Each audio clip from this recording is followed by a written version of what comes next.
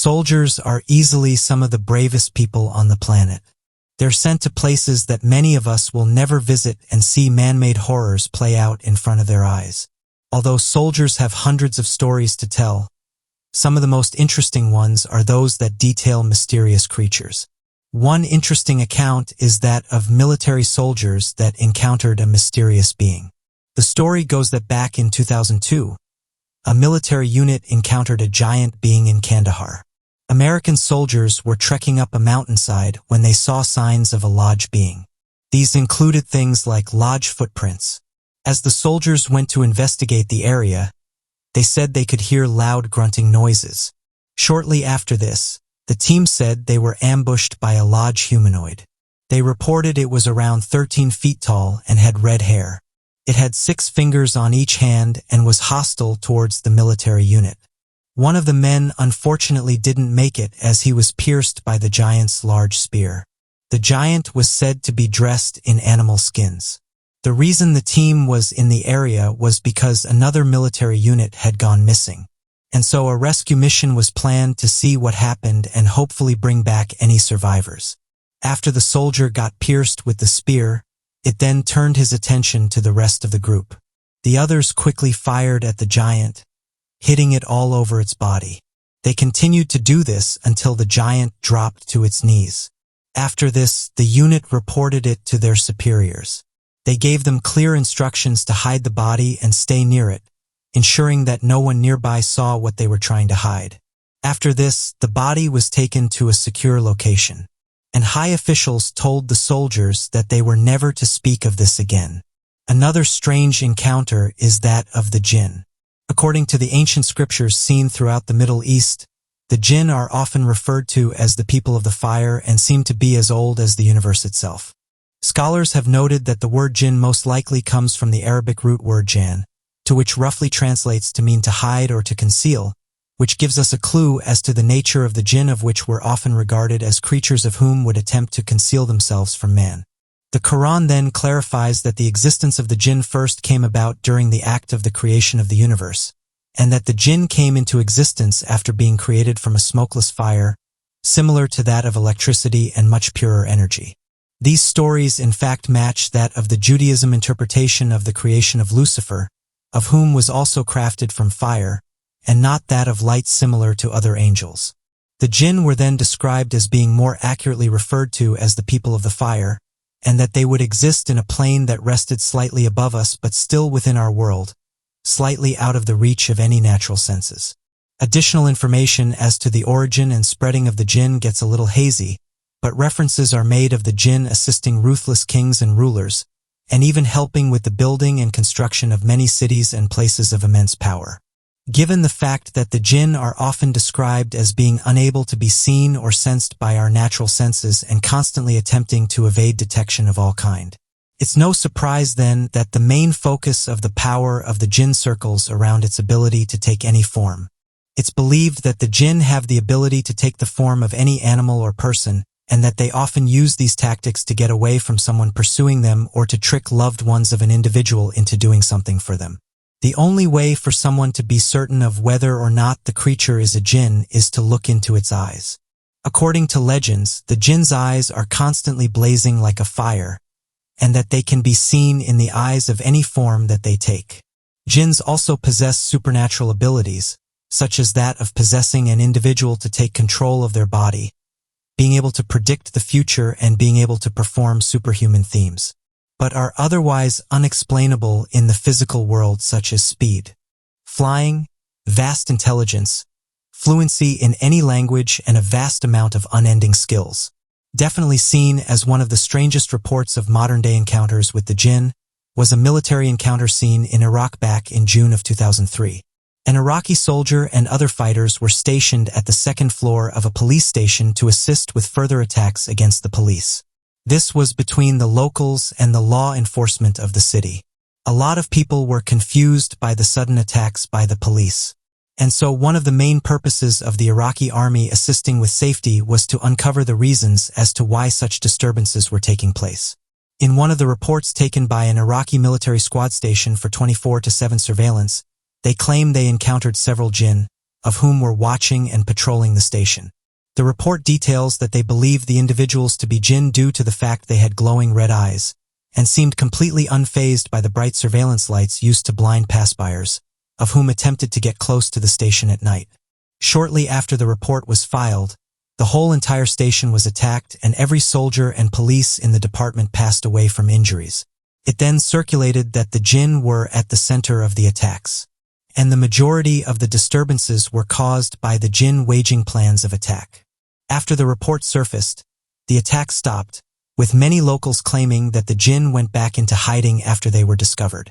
The military and Bigfoot seem to have a strange relationship. One of the last places you'd expect to see a Bigfoot would be near a military base. Yet various stories have been told of these ancient creatures getting into these secret locations.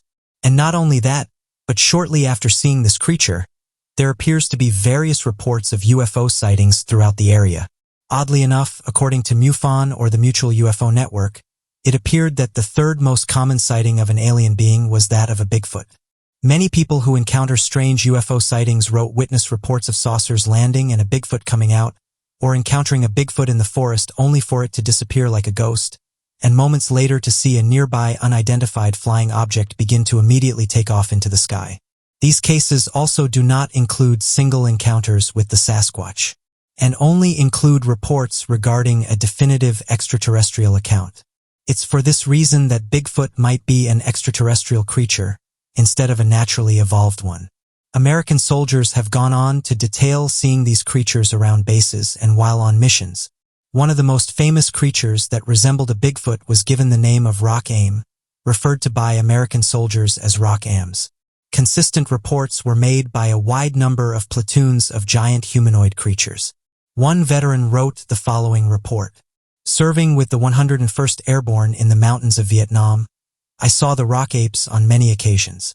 They were as large as a big man and usually were in small groups of 2 or 3 unlike Bigfoot, but were bigger than most men and smaller than Bigfoot. They were spotted on days, but would also settle for trip flares at night. End quote. So what do you make of these 3 interesting stories? Mountains are much more than simply large lumps of land. Mountains are challenges, giving everybody who tackles them a sense of pride upon reaching the summit. They have become popular holiday destinations, whether for skiing, hiking, or simply enjoying the views, and they are imprinted with memories through every footprint left upon their surface. But mountains can also be deadly. Exposed completely to the elements, mountain hiking or climbing has led to many injuries, disappearances, and even death. Whether it is down to a sheer drop, an icy path, or perhaps something a little less natural, mountains have claimed the lives of many. So today, we'll be taking a look at 3 intriguing mountain discoveries, and not all cases are as straightforward as they seem. The Road Oak Skull. The main part of the Road Oak mountain range lies in Bulgaria, with around 20% spilling over the border into Greece. The mountains themselves are absolutely stunning, with luscious greenery covering the countless river gorges that are a prominent feature of the area. As an ecological and cultural crossroad between Europe, Asia, and the Mediterranean, the Road Oak Mountains are extremely biodiverse. Many species ranging from big bears to small squirrels called the range their home. But what if we told you that over 1,000 years ago, the Rhodope Mountains were home to some less conventional creatures, shall we say? In 2001, a man named Roman Gentchev came across something truly bizarre whilst hiking in the Rhodope Mountains. Roman lived in Plovdiv, the cultural center of Bulgaria just north of the mountains, a city which, thousands of years ago, was part of the ancient Greek Empire. But whether the discovery was actually so coincidental is our first mystery. Roman claimed that he had been experiencing extremely vivid dreams for some time prior to his mysterious discovery, and he felt as if somebody had been guiding him towards it. It was like Roman had made a connection with something supernatural. He claimed that the dreams had guided him to a spot where figures in strange silver dresses gathered in the Road Oak Mountains. Lo and behold, upon venturing up there, he found something truly bizarre. Just a little way below the ground's surface, Roman saw something hard and beige-colored. After clearing away the mud, the object revealed itself. It was a skull, but not just any old skull. The skull that Roman found was truly bizarre. It resembled no known creature and looked severely deformed. The front of the skull was inverted, very flat, and the nose, mouth, and eye sockets looked markedly different to anything that a human or animal would possess. The eyes were large, pointing diagonally upwards. The mouth was thin and short, with 2 cavities either side of it. The nose drew into the mouth, and the top of the skull lent itself to holding a rather large brain. Researchers and archaeologists alike were completely baffled. They had never seen anything like this before and, in fact, could not even link the skull to any prehistoric beings that may have been fossilized. The skull weighed around 500 grams, and next to it, a small piece of metal weighing nearly a kilo was also discovered. However, after more research and even more bemusement, the project was unofficially called off in 2002. To this day, nobody quite knows what the dreams that Roman experienced really meant, or how they guided him to the Rhodope skull. It must be said that this is one of few occasions where scientists have come together and agreed that an extraterrestrial being may be responsible for this truly strange rel. The disappearance of Paula Jean Weldon. Vermont is one of America's most beautiful states. Running through it are the Green Mountains from Massachusetts to the border with Quebec in Canada. The mountains encompass a 273-mile hiking route called the Long Trail, which was created in 1910. It coincides with the famous Appalachian Trail, another tranquil scenic walking route on America's East Coast. But the Long Trail is the route of choice that we are focusing on in this story. But for one family, however, 1946 was a year of hell. Paula Weldon was a regular student studying art at Bennington College, Vermont. She worked shifts in the dining hall and after finishing up one afternoon, headed back to her dorm room to change for a hike she had not yet had the chance to undertake the Long Trail in the Green Mountains.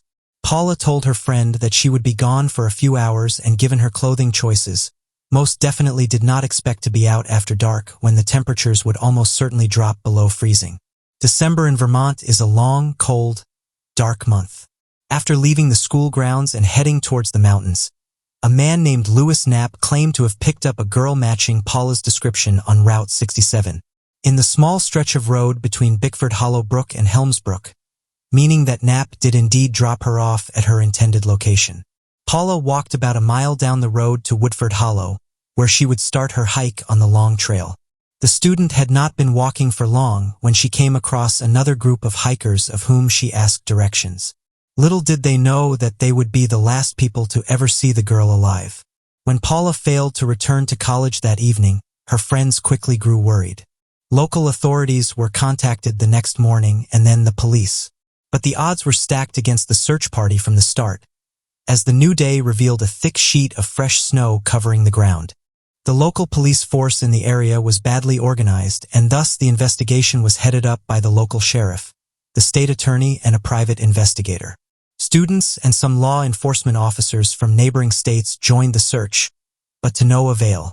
Paula Jean Weldon had simply vanished in the mountains. A waitress at a diner in neighboring state Massachusetts claimed she had served a disturbed young lady fitting Paula's description some days later. Officers were baffled by this revelation, but a lack of evidence saw it investigated no further. For nearly 2 days upon the waitress' admission, leaving some to believe that he may have been involved. A popular early theory was that Paula had eloped with a lover. Some classmates claimed that she had grown disillusioned with and distracted from her studies, and it was rumored that her father was not impressed by a boy she had been seeing. Claims as to where Paula's body lay were made for years after the case was closed, but no evidence was found to support these.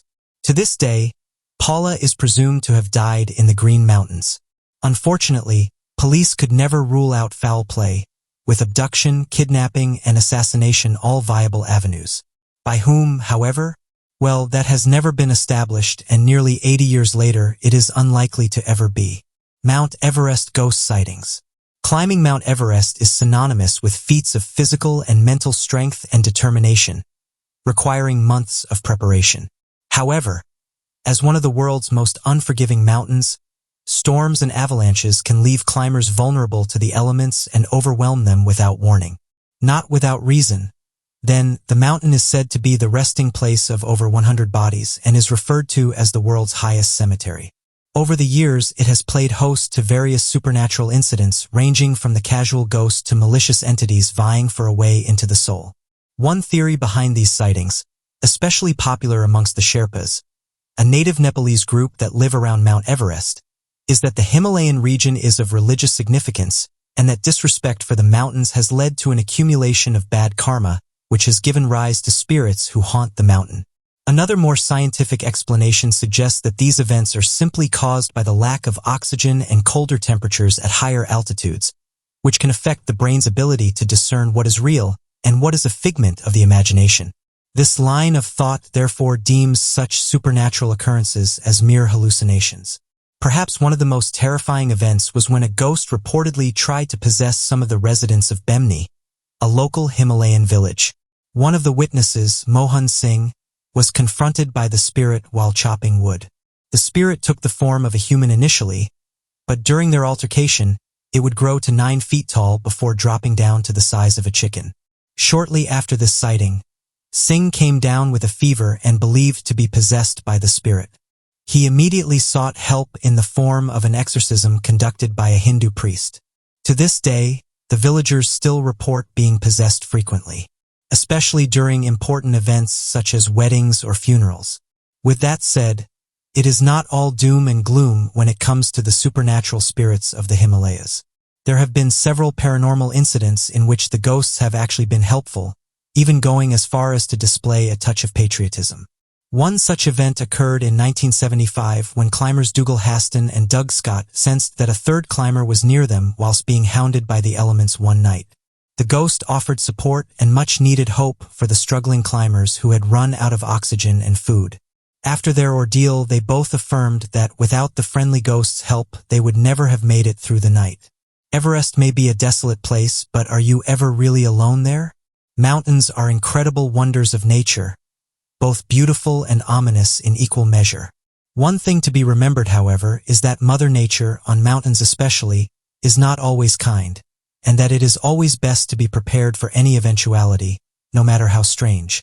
But what do you make of these 3 mountains and their intriguing secrets?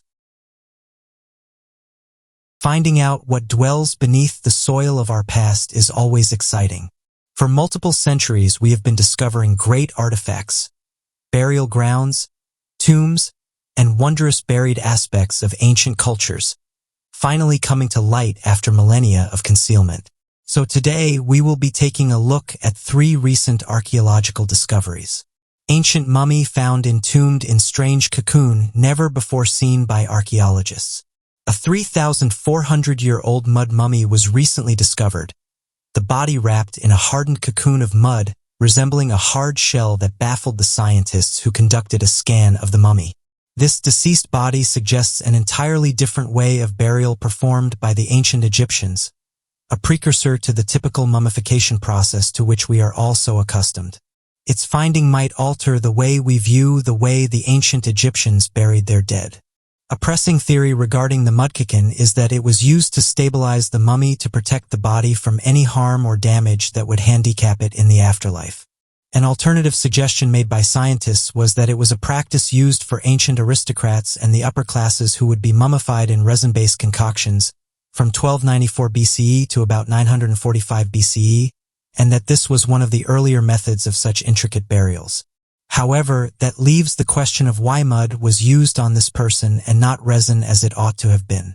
A study conducted by Karen Sawada, who is a researcher in the Department of History and Archaeology at Macquarie University in Australia, concluded that mud would have been a significantly cheaper material and far more common and easy to obtain.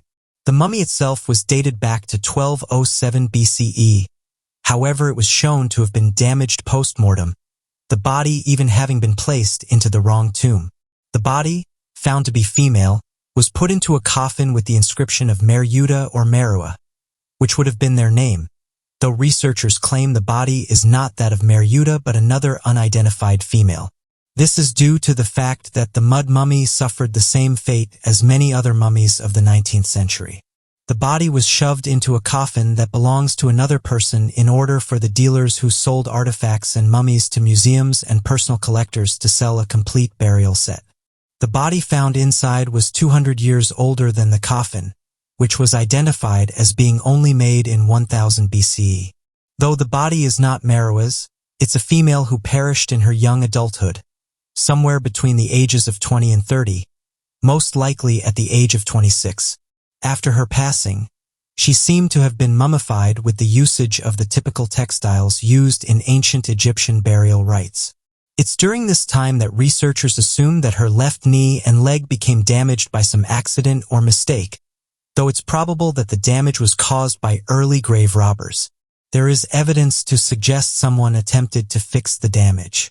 Several generations down the line with a rewrapped padding and more application of the mud carapace.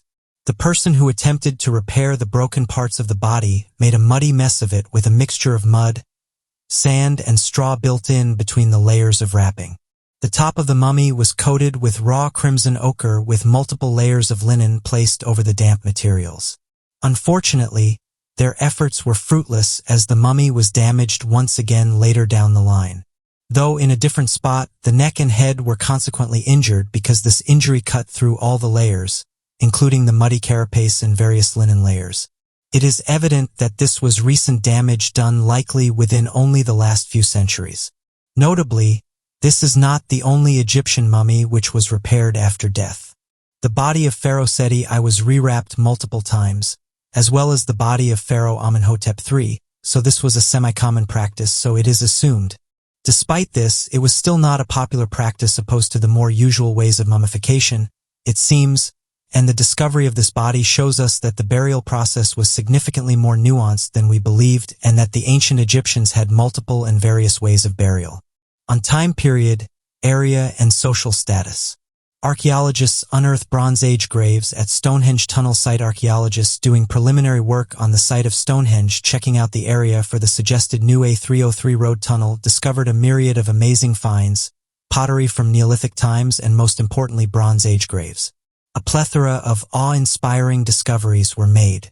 To have once been a part of a staff or intricate club, the graves, which are nearly 4,000 years old, held a baby's corpse buried with a tiny beaker and several ditches which held flint. This suggests that the people of ancient Stonehenge performed leatherwork and early metalwork on a regular basis. South of the visitor center of Stonehenge, researchers uncovered an entire mass of antique pottery.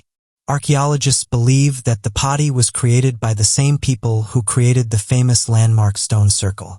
Matt Levers, who is a consultant archaeologist in Wessex's Department of Archaeology, said, "We found a lot of evidence about people who lived in this landscape over millennia. Traces of people's everyday lives and deaths. Intimate things. Every detail lets us work out what was happening in that landscape before, during, and after the building of Stonehenge."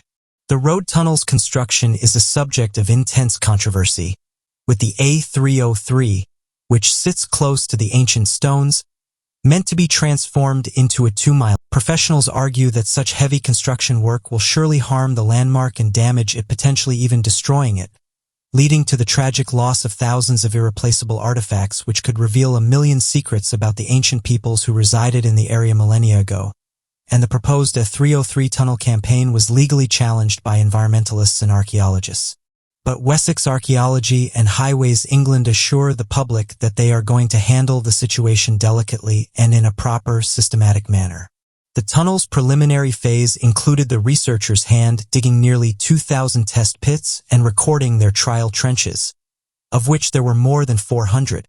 The team involved with excavating and building the tunnel are set to spend the next 18 months working with over 150 archaeologists, and the actual building of the tunnel is meant to begin in the beginning months of 2023.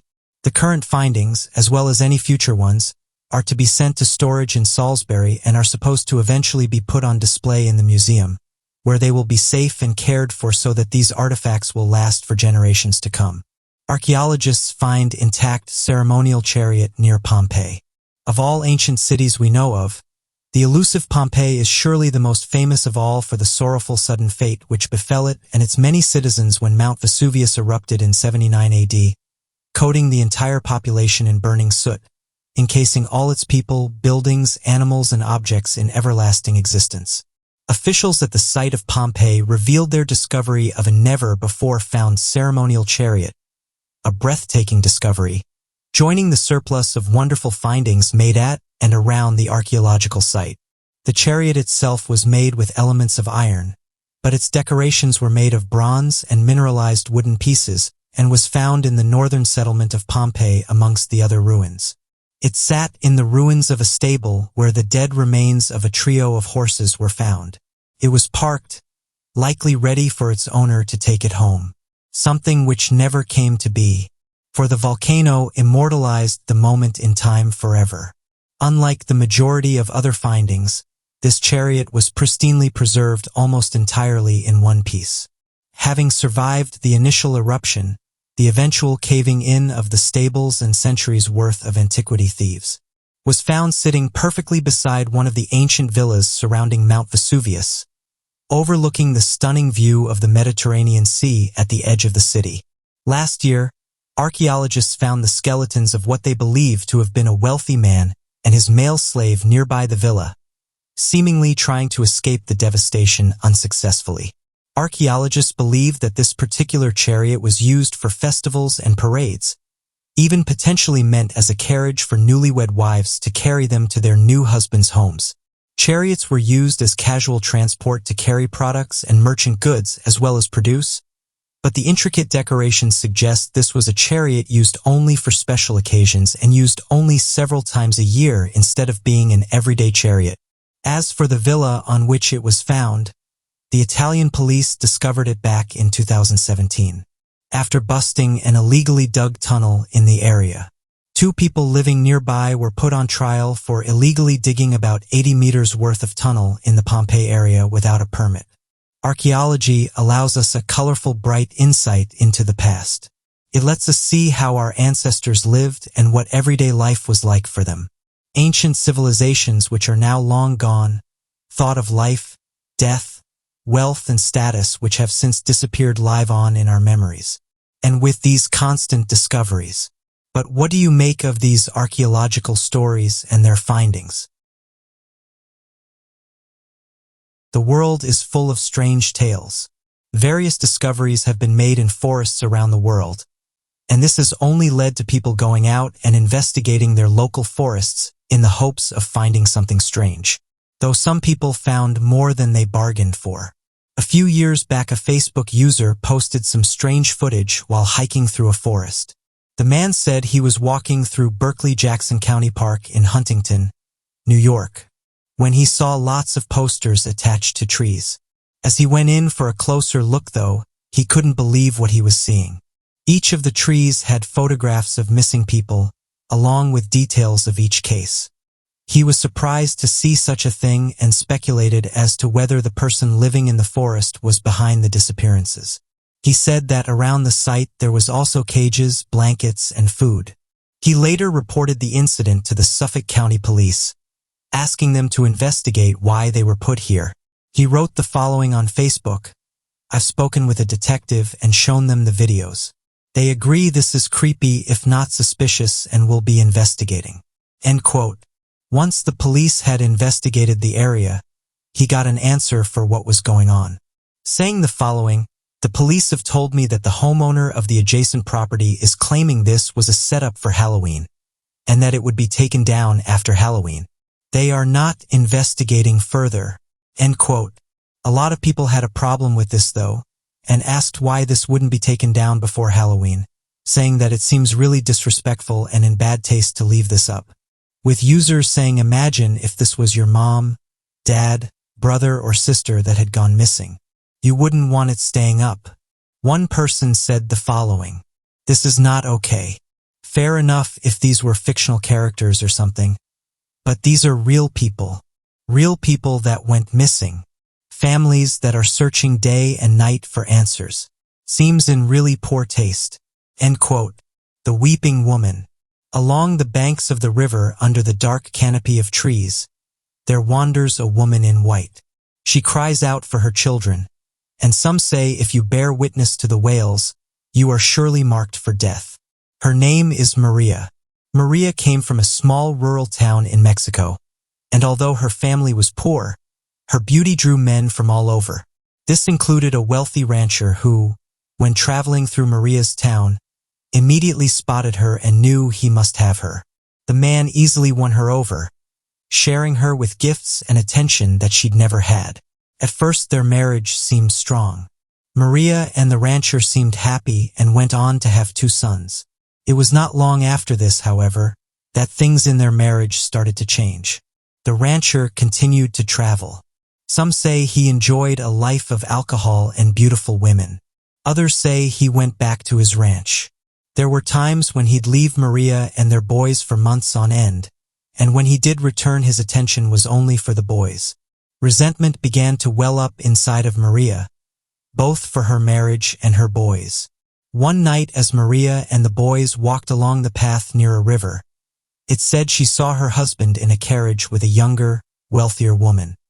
He stopped the carriage to have a few words with the boys, ignoring Maria completely, before continuing down the road. And it was then that Maria finally broke. In a blind of rage, he growled at her 2 boys and threw them into the river. When she came to her senses and realized what she had done, it was far too late. She searched for them, but to no avail, for they'd already been carried downstream. She ran alongside the banks of the rivers, crying out for her boys. Knowing all was lost as her boys were gone and there was no reason for her husband to return now, Maria jumped in the river herself. The people of Maria's village found her the next morning and buried her in a long white funeral gown. On that very night, La Llorona's social waves began. Down by the river, people began to see a woman in a long white dress, calling out, "Where are my children?" People believed that she was denied entrance to heaven without her boys, and now she's destined to walk the riverbanks and search for them forever. The tale, as it continues in the Latin community, is still told to many children not to go out after dark. La Llorona may snatch them up and throw them into the river. Village in England that never sleeps. A haunted house is one thing, but an entire haunted village certainly is terrifying. Kent's Plockley village is home to so many ghosts that the Guinness World Records recognizes it as the most haunted village in England. It's said that somewhere between 12 and 14 ghosts reside there. It seems as though every corner and spot in this little village has its own personal ghost. One famous example is Fright Corner, a road in Plockley that seems to be haunted by a highwayman. Supposedly, the man was taken out in a fight after being pinned to an oak tree with a sword. Visitors claim to witness this sword fight being reenacted by the ghost of all the former residents involved in the original brawl. There is also a second haunted road in Plockley called Moulton's Hill, where people report the sound of horses pulling a carriage. The ghost of the carriage and its riders have been occasionally seen as well. A more chilling story is that of a Plockley bricklayer who was crushed by a clay wall. Visitors claim to hear his agonized screams near the brickwork. Unsurprisingly, Plockley Cemetery is also known for its chilling paranormal activity, particularly the visits of the ghost Lady of Daring. Lady Daring, known as the Red Lady, was buried in the graveyard of Plockley's St. Nicholas's Church in the 12th century. Her coffin was made of lead with a red rose placed on top, earning her the name of the Red Lady. She is said to wander the graveyard in search of her stillborn baby. The village is also home to the White Lady, who owns the St. Nicholas's Church and the Daring family library. Residents and locals have said it's not uncommon to hear screams throughout the night. So what do you make of these mysterious discoveries and stories? Every year, researchers make fascinating discoveries. From medieval soldiers to ancient, indestructible, microscopic creatures, we'll be taking a look at these 3 interesting discoveries. Medieval soldier found at the bottom of a Lithuanian lake. In Lithuania, more than 5 centuries had passed since a medieval soldier's body found its way to the bottom of Lake Asphasia. This discovery has been the first medieval soldier ever discovered in Lithuania, and it's likely the result of a battle rather than burial. These remains, however, were found completely by accident. They were found during a routine safety inspection of the nearby bridge. The bridge was constructed during the 1930s, and as a result of many years of wear, the bridge's beams have been gradually falling victim to damage. The last thing the amateur divers expected to find during the inspection of the bridge was the 500-year-old remains of a medieval soldier. Many years of built-up sediment is the reason the remains had not been found sooner. It acted as a blanket over anything that lay at the bottom of the lake.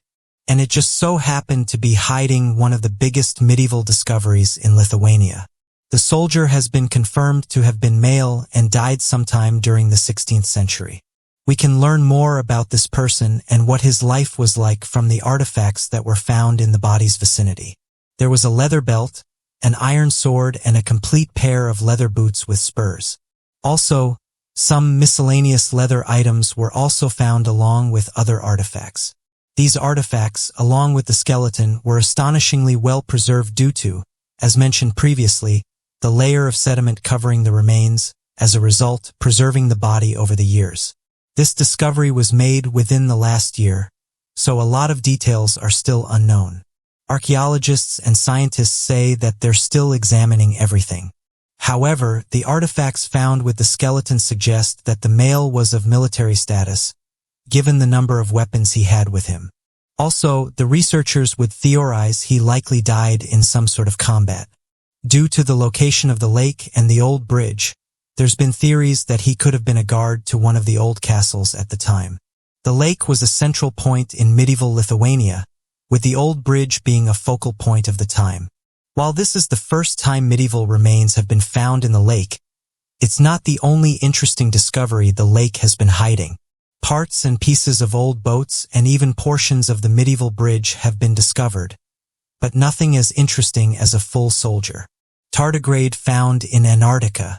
SALSA, or the Subglacial Antarctic Lakes Scientific Access Project, which involves the study of subglacial Antarctic lakes, discovered something interesting early 2019.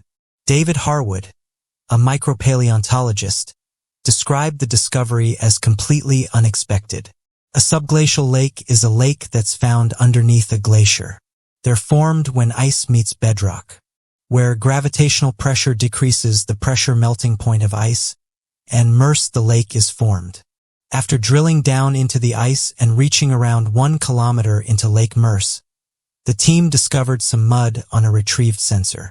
To most people, you would probably wipe off the mud, but the scientists decided to run some tests. After a brief look at the mud under a microscope, David Harwood noticed some crustacean remains that were quite well preserved. Harwood cleaned the sensor off and sent it down to retrieve more mud. This time they discovered various organisms, including crustaceans and worm-like creatures. These samples were then sent to an animal ecologist named Byron Adams. He found a creature there by the name of tardigrade. These creatures have interested scientists, but this is due to them being almost indestructible. This tiny organism can survive in ridiculously high and low temperatures, from -273 degrees centigrade to 150 degrees centigrade. They've been subjected to high amounts of radiation, but even this doesn't cause any damage to these incredibly tough creatures. Scientists have even said they have the ability to be brought back to life. Previously not found in this location, how would these tardigrades have ended up in a subglacial Antarctic lake? Well, theory suggests that thousands of years ago, the ice surrounding the lake became thinner, and this would have allowed outside water containing these creatures to seep into this lake. Fossils of tardigrades had been dated back to the Cambrian period, 500 million years ago, making them one of Earth's most ancient creatures. 118-year-old shipwreck in Lake Superior. Over 100 years ago, a freight ship known as the Hudson sank off northern Michigan.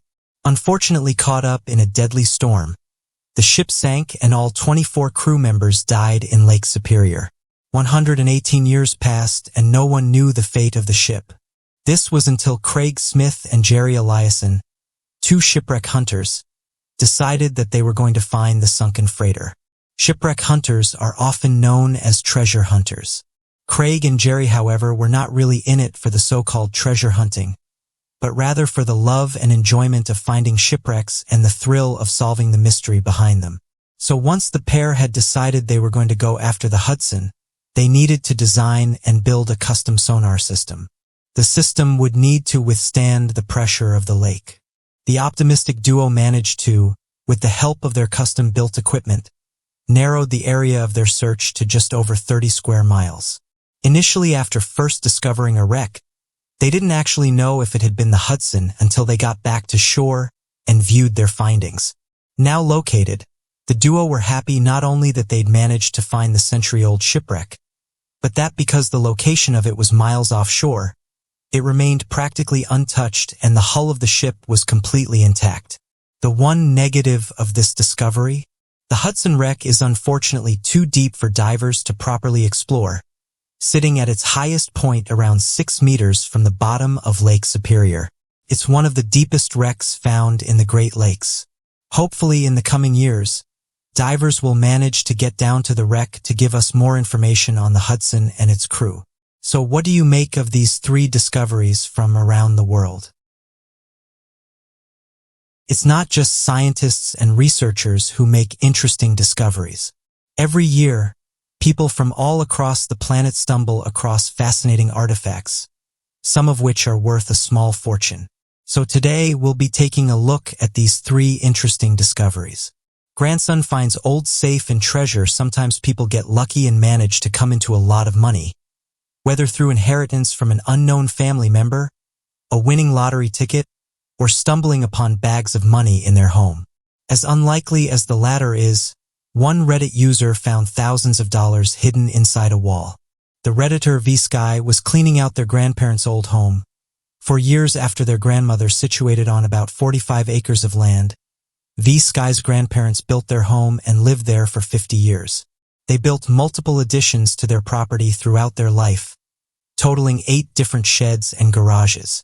A few years after the grandparents' death, their family decided to clear the house out, remodel it, and put it up for sale. They cleaned the last garage when V-Sky's brother accidentally knocked into the wall and noticed that it sounded hollow. The family were suspicious, so they collectively agreed to tear the wall down to see if anything was behind it. They were all shocked to find a massive blue safe weighing about 1,500 to 2,000 pounds. It was old, beat up and rusting, but still in working order and locked. The family spent some time trying to guess the combination, but to no avail. They slowly became exasperated and were just about to call a professional locksmith to crack it, when V.Sky looked up at the ceiling and noticed a number written on one of the rafters. They found a single number written on the ceiling of every garage for a total of 8 numbers. It took them some time to figure out the correct sequence of the code, but eventually they managed to open the safe. Once inside, they found 2 guns, a Winchester 30-30 and a 410 shotgun. They also found paper bills and treasury notes dating back to the 1910s pre-Prohibition era. Surprisingly, the safe contained a deed to a property that the family didn't even know about. The most incredible bounty they discovered, though, was 3 heavy cloth bags. Inside the bags were about 800 silver coins, mostly silver dollars. The coins dated back over a century, all the way to the late 1800s to the late 1900s. V-Sky's family went and had them appraised, revealing that their estimated worth is about $15,000. They were completely shocked with this discovery, especially since there was no mention of this in the grandparents' will, and it was so elaborately staged. These guys felt like a treasure hunter for the day and ended up finding a huge bounty. Haunted Lemp Mansion, St. Louis, Missouri. The Lemp Mansion is a late 1800s historical house situated in Benton Park, St. Louis, Missouri. It is said to be haunted by the Lemp family members who took their own lives within the home. Their ghosts remain trapped there and have been known to interact with visitors. The Lemp family earned their money through the Lemp Brewery, which was established in 1840. The house was built in 1890 and underwent renovations in 1911, 9 years before Lemp Brewery was acquired by another company which ended up shutting down its own complex. The mansion remained in the family until 1949. Johann Adam Lemp was the patriarch of the family, having moved from Germany in 1836 and settled in St. Louis. He spent some time as a grocer before focusing on his company Western Brewery, becoming incredibly popular with the increasing German population and creating the first German lager in America. He utilized natural caves to store his beer, which the mansion and brewery were later built on top of. His son, William J. Lemp, worked at Western Brewery for some time after graduation before entering a partnership with another brewer. After his father died in 1862, William returned to the family company as the sole owner of and operator. He transformed it into the largest brewery in St. Louis, capitalized on refrigeration, and soon began selling it across the nation and then the world. In 1892, he changed the name to William J. Lemp Brewing Company with him as the president, his first son William Jr. as the vice president, and son Louis as the superintendent. William Sr. had many sons but wanted his fourth, Frederick, to take over the business. His favorite son, unfortunately, had feeble health and died of heart failure at 28 years old. William Sr. was devastated and entered a depressive state, becoming very anxious and withdrawn. The next month, his best friend Frederick Pabst died, further crushing his emotional well-being. On February 13, 1904, 2 months after his son's death, William Sr. took his own life. His son, William Jr., took over the company. Had a dismal end to his life. He lived a playboy lifestyle, cheating on his wife and having an illegitimate son born with Down syndrome, whom he locked away into the attic and never revealed to the public. William Jr. eventually divorced his wife but lost custody of their legitimate son and was only granted visitation rights. Once Prohibition began in the 1920s, the brewery took a massive hit and business slowed down. The family members were wealthy, so they saw no reason to keep it going. It was eventually forced to shut down and its trademarks were sold to another company. On December 29, 1922, after struggling for so long, William Jr. took his own life. William Sr.'s third son, Charles, was the last Lemp member to live in the home, having moved in 1929. He never married and only lived with a married servant couple, dog and brother's illegitimate son. The boy had grown up locked away in the house and ignored by his father. Due to his Down syndrome, he was nicknamed the Monkey Face Boy. He eventually also passed away inside the home. Charles lived a reclusive life and developed odd habits due to his obsessive-compulsive disorder. In May 1949, he shot his dog and then himself in the head, leaving behind a note that said not to blame anyone but himself for his death. Also had shot herself in the head while in bed, although people believe her husband took her life and the second brother, Louis, died earlier from health issues. The youngest son was the last to pass away at age 90 without a wife or children, effectively ending the Lemp family line. The mansion was turned into offices used as a boarding house and now operates as a restaurant and bed and breakfast. Ever since the Lemp family passed away, visitors and homeowners have strange paranormal phenomena such as ghostly knockings and phantom footsteps. The Lemp Mansion was featured in a Ghost Hunters episode in 2010 and was listed amongst America's 9 most haunted houses in 1980. The home is believed to be haunted by the family members that passed away in the home. Visitors have heard kicking on the office door where William Sr. took his life, and children's toys have moved around by themselves in the attic. Staff at the restaurant say they constantly experience apparitions, strange sounds, the feeling of being watched, and even vanishing tools and supplies. People have even claimed to have seen the monkey-faced boy from the windows, still watching the outside world from his jail. McPike Mansion, America's famous haunted house. Also known as Mount Lookout, the McPike Mansion was built in 1869 on 15 acres of land in Alton, Illinois. It is situated on one of the highest points in the area, giving it the name Mount Lookout. This historic mansion is one of the most notoriously haunted homes in the entire Midwest and has over 150 years of spooky stories from visitors. Henry Guest McPike was mayor of Alton and a businessman in the real estate industry. He additionally served as a librarian for the Alton Southern Illinois Horticultural Society. He passed away in 1910, but his family remained in the home until 1936. Throughout the years, the mansion changed ownership a few times. Paul Leachinger turned it into a boarding house in the early 1940s when the first paranormal reported. The people living there experienced strange happenings, such as children laughing and playing despite no children present. In 1980, the home was listed on the National Register of Historic Places but remained empty for nearly 15 years before a couple purchased it in 1994 and restored it. One day, the wife was working in the front garden when she locked eyes with a man standing at one of the windows. He quickly disappeared, but she found a picture of Paul Leachinger who was wearing the same clothes.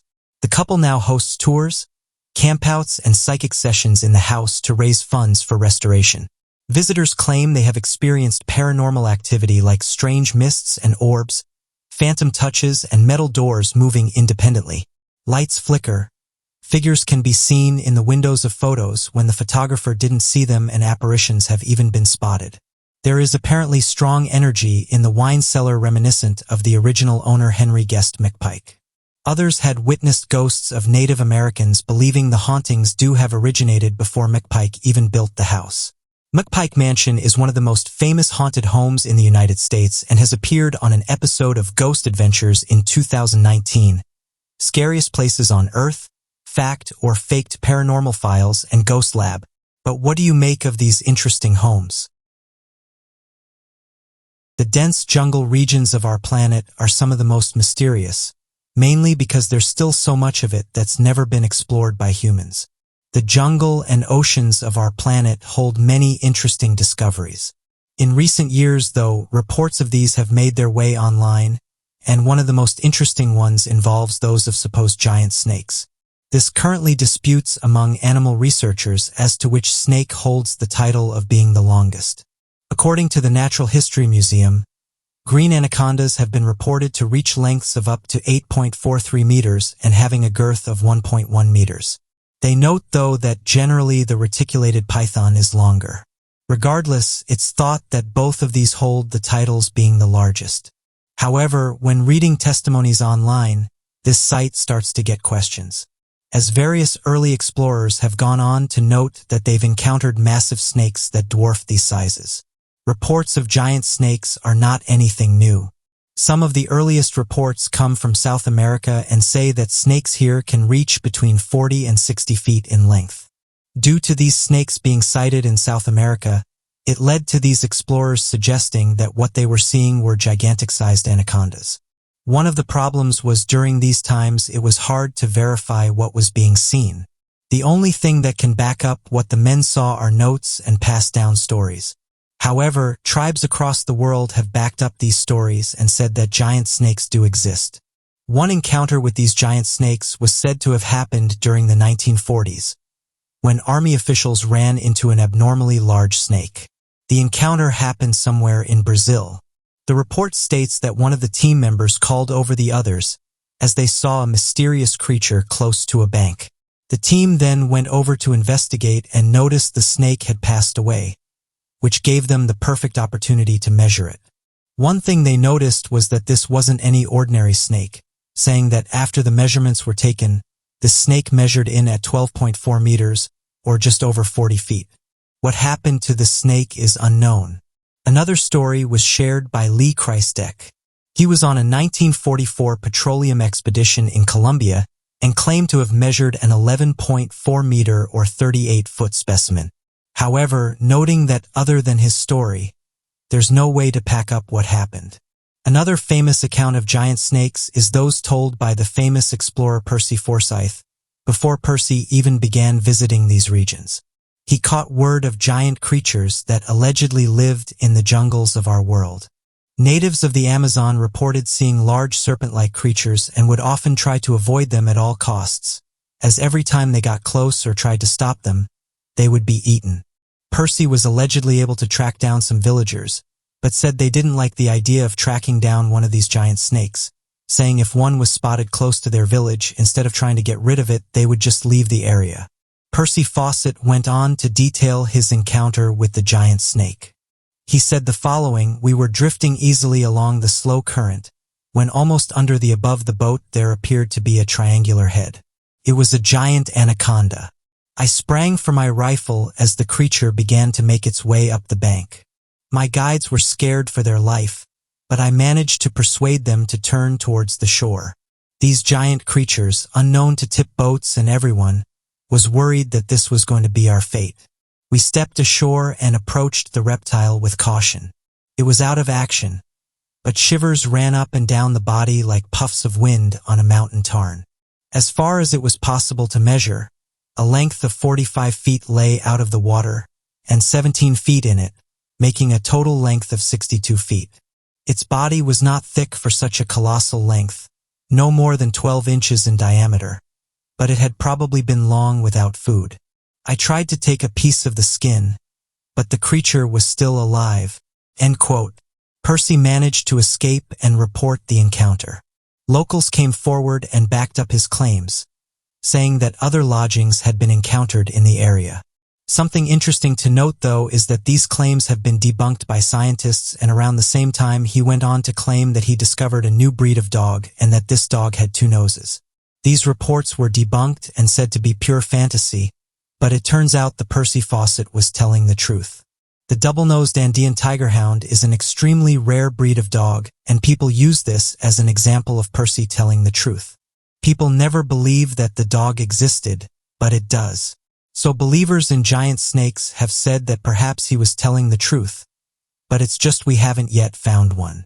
One of the most giant land creatures of the ancient world, that according to some people still resides deep in the jungles of the Amazon rainforest, is that of the Titanoboa.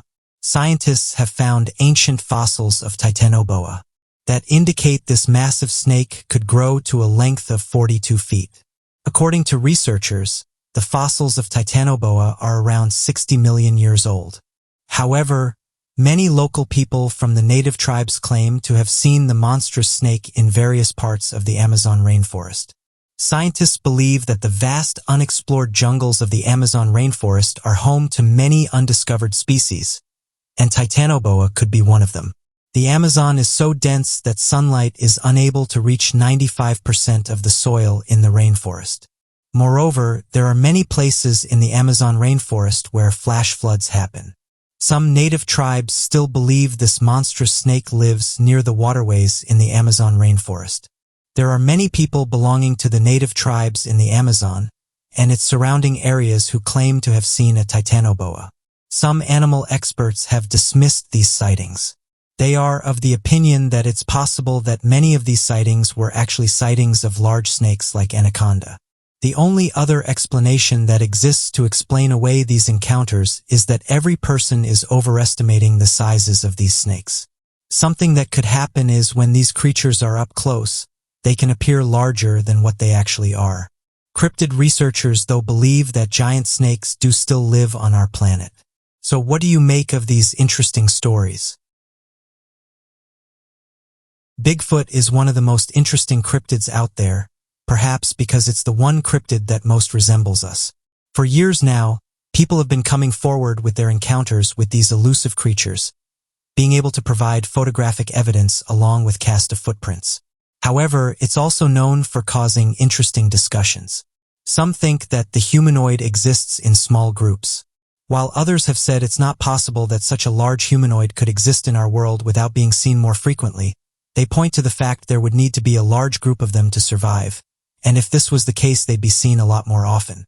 Others, however, disagree with this notion and have said that for thousands of years man has been encountering these giants, with reports coming from Tibet, America, and even Australia. However, some people take it a step further and claim that they've managed to interact with these creatures. One of these is a 70-year-old woman who's detailed that she's been communicating with and raising a Bigfoot for almost a decade. Her incredible story details that she's raised the baby Bigfoot since it was young, and that she's even managed to teach it a few words. The woman said she can back up her story with photographs and videos, but as of right now has decided not to release these. She first encountered the Bigfoot back in 1964 in a swamp in Louisiana, saying that the creature was weak and only weighed roughly 20 pounds. She then thought that if she didn't do anything, the creature might pass away. Wanting to avoid this, she took the baby Bigfoot home and started to raise it. When she got home, she fed the Bigfoot, saying that its favorite food was eggs, tomatoes, and goat's milk. After a couple of meals and getting the creature back on its feet, she said she released it back into the wild where it belonged. However, every time she did this, she said it refused to leave and would always find its way back to her. Over the next 8 years, She continued to raise and feed the animal, but said when it reached adulthood she moved away. In 1974, she moved into a nearby town and said she had to leave the creatures behind. Something she said wasn't easy. She said the following about the whole experience. He was so little and so cute. I had to do something about it. He was so defenseless, lying next to the mud and water, curled up crying like a baby. His parents either passed away or had abandoned him. He brought a friend home with him. At first, the other girl was shy, hiding behind the bushes. But little by little he began to trust me. So there we were sitting on my porch, two Bigfoots and I having dinner under the moon. Bigfoots are real and they happen to be excellent creatures, docile and better than most people. And by the way, they don't smell bad like some people say. I've given you a story. Tell it. That's all I want. Only another person besides you knows my secret now. And that's my friend Maggie. It's an interesting story, but as with most of these, certain questions will be put forward. You have to provide evidence when it comes to these sorts of claims, as although they make for great stories, we need to see evidence to back up what's being said. However, even some people within the science community have come forward and said that we shouldn't dismiss these sightings. One question that's been put forward is, does forensic science back up Bigfoot claims? Jeff Meldrum, professor of autonomy and anthropology at the Idaho State University, have said he thinks it does, and who better to believe than an expert in the evolutionary morphology, that is the study of how primates adapted to bipedalism. In his research, Meldrum studies footprints to determine how humans have evolved for upright walking. He studied samples from Africa, as well as other places all around the world. Meldrum attributes his interest in Bigfoot to a track he discovered in southeastern Washington. It was here he says he found a fresh track, so fresh he could see the skin ridges in detail. The print was at least 14 inches long. That first sighting was over 20 years ago. Since then, Meldrum has studied over 300 footprints, as well as hundreds of photos of Bigfoot. When describing these cars, Meldrum said the feet are broader and flatter than humans. He also noted the lack of an arch and thumb-like big toe that would be similar to her names. Instead, there was a big toe more like a human's. The toes were longer, presumably to help navigate the uneven terrain. Furthermore, based on the imprint, Meldrum believed the print couldn't have been manufactured, as some have said. The print is pressed into the ground in such a way that it shows flexibility. He noted that these prints are usually adapted to allow large primates to walk on two legs. To Meldrum, this evidence is proof that Bigfoot may exist, and it would be ridiculous to simply discount his evidence. Meldrum doesn't simply believe in Bigfoot. He is certain the creatures exist. Other researchers have pointed out that large humanoid creatures had been reported for at least the last 10,000 years, saying that ancient man has detailed their encounter with what they say are large humans. Going back, old tales in Australia said, the Yowie were the original inhabitants of the Australian continent, but were completely driven out of their native lands by the men that came there to settle. However, every so often eyewitness accounts come from Australia, detailing that they've seen what looks like a Bigfoot creature. Going down the Yowie rabbit hole leads to further theories, from Australian government officials covering up further evidence, to Yowies being involved in many of the extraterrestrial and unidentified flying object sightings all around Australia. There's even subgroups of the Yowie community that defend the idea that Yowie might be an alien species, and that the Bigfoot monsters and variations could all be extraterrestrial species. The Yowie creature is commonly encountered in Queensland, with many of the eyewitnesses saying this creature is unlike anything they've seen before. So what do you make of these stories? Due to the increased interest in space over the last few decades, it became imperative for space agencies to establish permanent space stations in space to help with continued research projects and plans. This led to the creation of the International Space Station, of which can be used by all nations and governments in a joint effort to further research in all areas. Of course, attempting to understand a brave new frontier comes with a variety of strange and mysterious circumstances. Researchers are still trying to better understand. The International Space Station has 4 high-definition cameras, and on NASA's website there's live cameras that allow you to watch what's going on above our planet. Interestingly, though, during some of these people have noticed some odd things. Now it's important to note that NASA and other space agencies have said these objects aren't anything of interest and are most likely camera anomalies. Viewers, though, who saw the video were left confused, as whatever appears in the footage looks to be huge. Once the video was shared online, various users couldn't explain what it was, saying that whatever it is seems to be flying information with several other objects. One person said the following: "I saw something similar on the International Space Station AMP, but wasn't able to capture it. This was a while back, so I'm really glad I found this video because it backs up what I've been telling people I saw. To me, this thing looks like a giant ship. And this isn't the first time that I've seen unidentified flying objects around the International Space Station. I saw another one a while back and it looked like a giant silver disc. Before I could get a photo of it, though, the camera went blank." End quote. Another user said the following: "This video is interesting for a number of reasons. The obvious one being that there appears to be a massive ship heading towards Earth. But the other is that shortly after this the camera changes, so we're no longer able to see what's going on. Seems like a bit of a coincidence, doesn't it? When something mysterious shows up on the ISS camera, it just so happens to switch to another camera, stopping us from seeing more of this object. The weird thing as well is, to me, it doesn't move like an asteroid or a piece of space debris. It just looks strange." End quote. As mentioned, NASA continues to deny a variety of theories surrounding the idea of UFOs and other objects around the International Space Station. But some people have said it's so overwhelmingly obvious that NASA knows something is going on. The most well-known examples come straight from that of the continued live footage of the International Space Station. Recently, there's been numerous events where footage of strange objects float in the distance. This led many to believe it's extraterrestrial in origin. After such instances are spotted, the footage will later be removed or edited. The live feed will be cut, or the entire instance will be completely ignored by NASA. They will often reply that the footage was edited to give the illusion of alien life. Recently, these changes have become so apparent that NASA has admitted that the majority of the live feed broadcasted as being live is actually much older than many people believe. In fact, there's been several proven instances by the BBC of the NASA live footage having been from old footage played in 2015. Not only has this helped to build up beliefs by people around the world that there seems to be direct evidence of efforts made to cover up extraterrestrial proof, but it also seems to be direct evidence used by certain communities to prove that something is going on. So what do you make of this interesting video? And what do you think these objects are? The International Space Station, or ISS, is a modern-day diplomatic marvel. Since the year 2000, it's been continuously inhabited by astronauts from countries all over the world, including Canada, Japan, France, Germany, and Italy.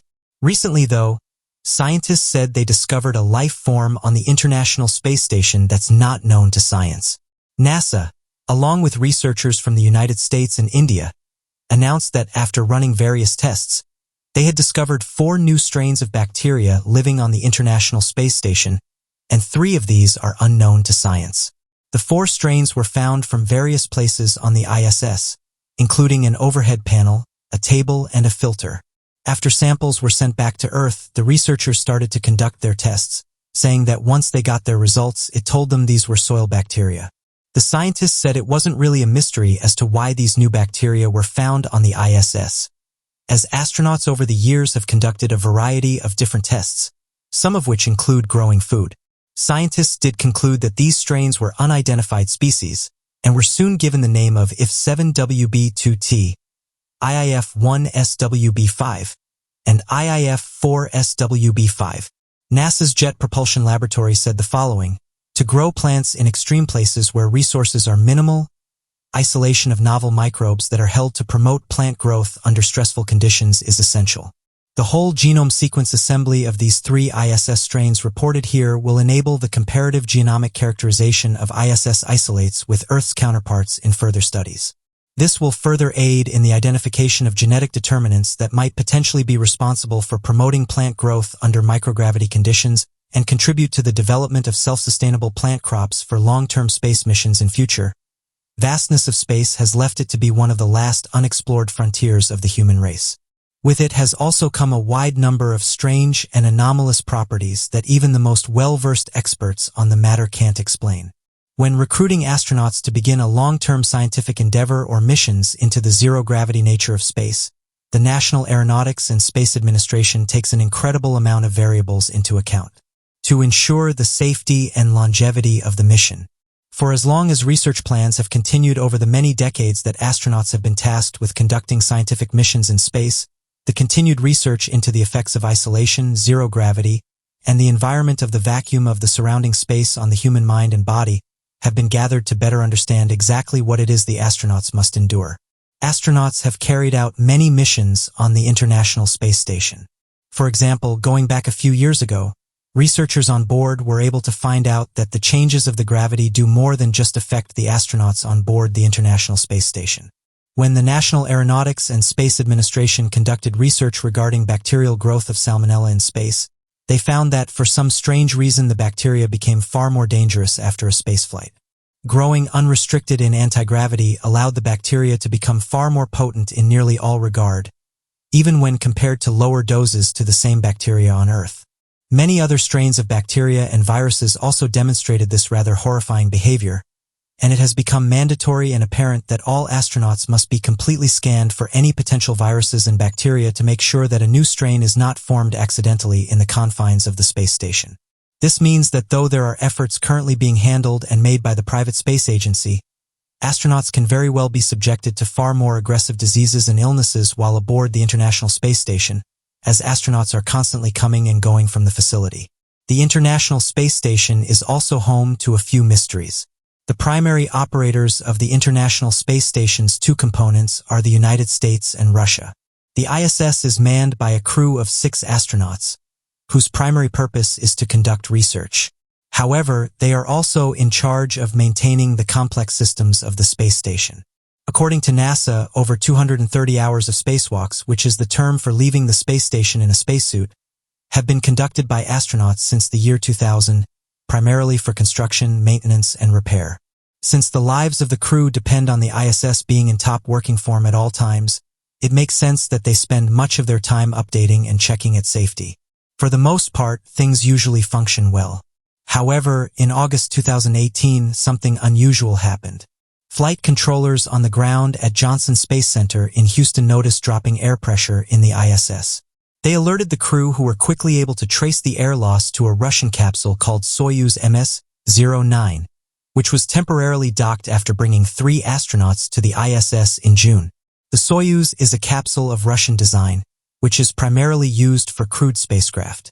It is heavily used in the ISS program to bring astronauts of all nationalities to space, and the MS-09 fed researchers from Russia, Germany, and the US. The Soyuz was designed in the 1960s, and capsules of this design have made over 140 flyings. Any issue was rare.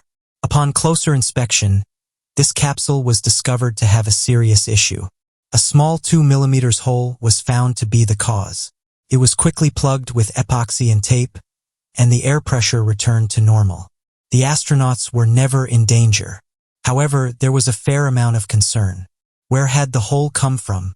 Was it possible that micrometeoroids or other debris could punch holes in the ISS? It was extremely important to find out. The capsule was set to return to Earth in late December 2018. Before it was sent back, Russian cosmonauts went on an 8-hour spacewalk to investigate and cart a small sample to send back to Earth for study. On Earth, it was revealed that it was not a meteorite that made the hole, but rather an ordinary drill. Whoever drilled the hole had even attempted to cover it up.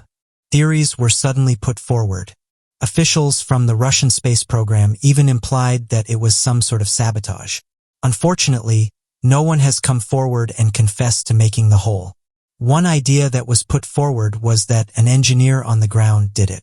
But this is up for debate.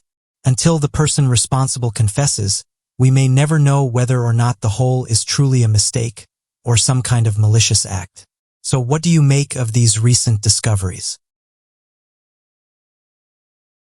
It's interesting to note that over 95% of our prehistory has been lost, so it can be tough for historians and archaeologists to answer many of the questions that people have about our past. This in turn has caused people to fill in certain gaps in history with their own ideas, some of which have gained traction over the years. There's various groups of people that have questioned where we came from. Modern scientists will tell you the first humans started popping up in Africa a few million years ago, further saying that science recognizes some 15 to 20 different species of early humans, including Homo erectus and Homo heidelbergensis. There's something that archaeologists and researchers have picked up on, though, and this is the detailing of mysterious objects in the sky that were detailed by ancient man. It's said these bright lights would come close to them and even laugh. Although scientists have said it's likely that ancient man was seeing natural phenomena, others have looked outside the box and suggested that something else could be at play.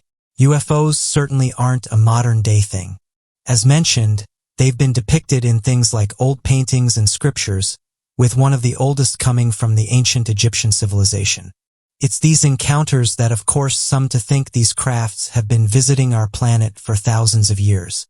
There were even reports of unidentified flying objects in biblical times. Once again matching are reports that detail strange objects flying around in our sky, thousands of years before the invention of the airplane.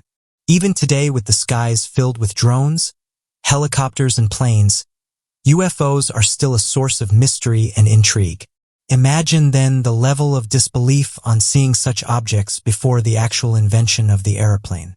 Whilst we might think of the UFO as a 20th century phenomenon, the late 19th century saw many astounding reports that brought to those who witnessed them both wonderment and fear in equal measure.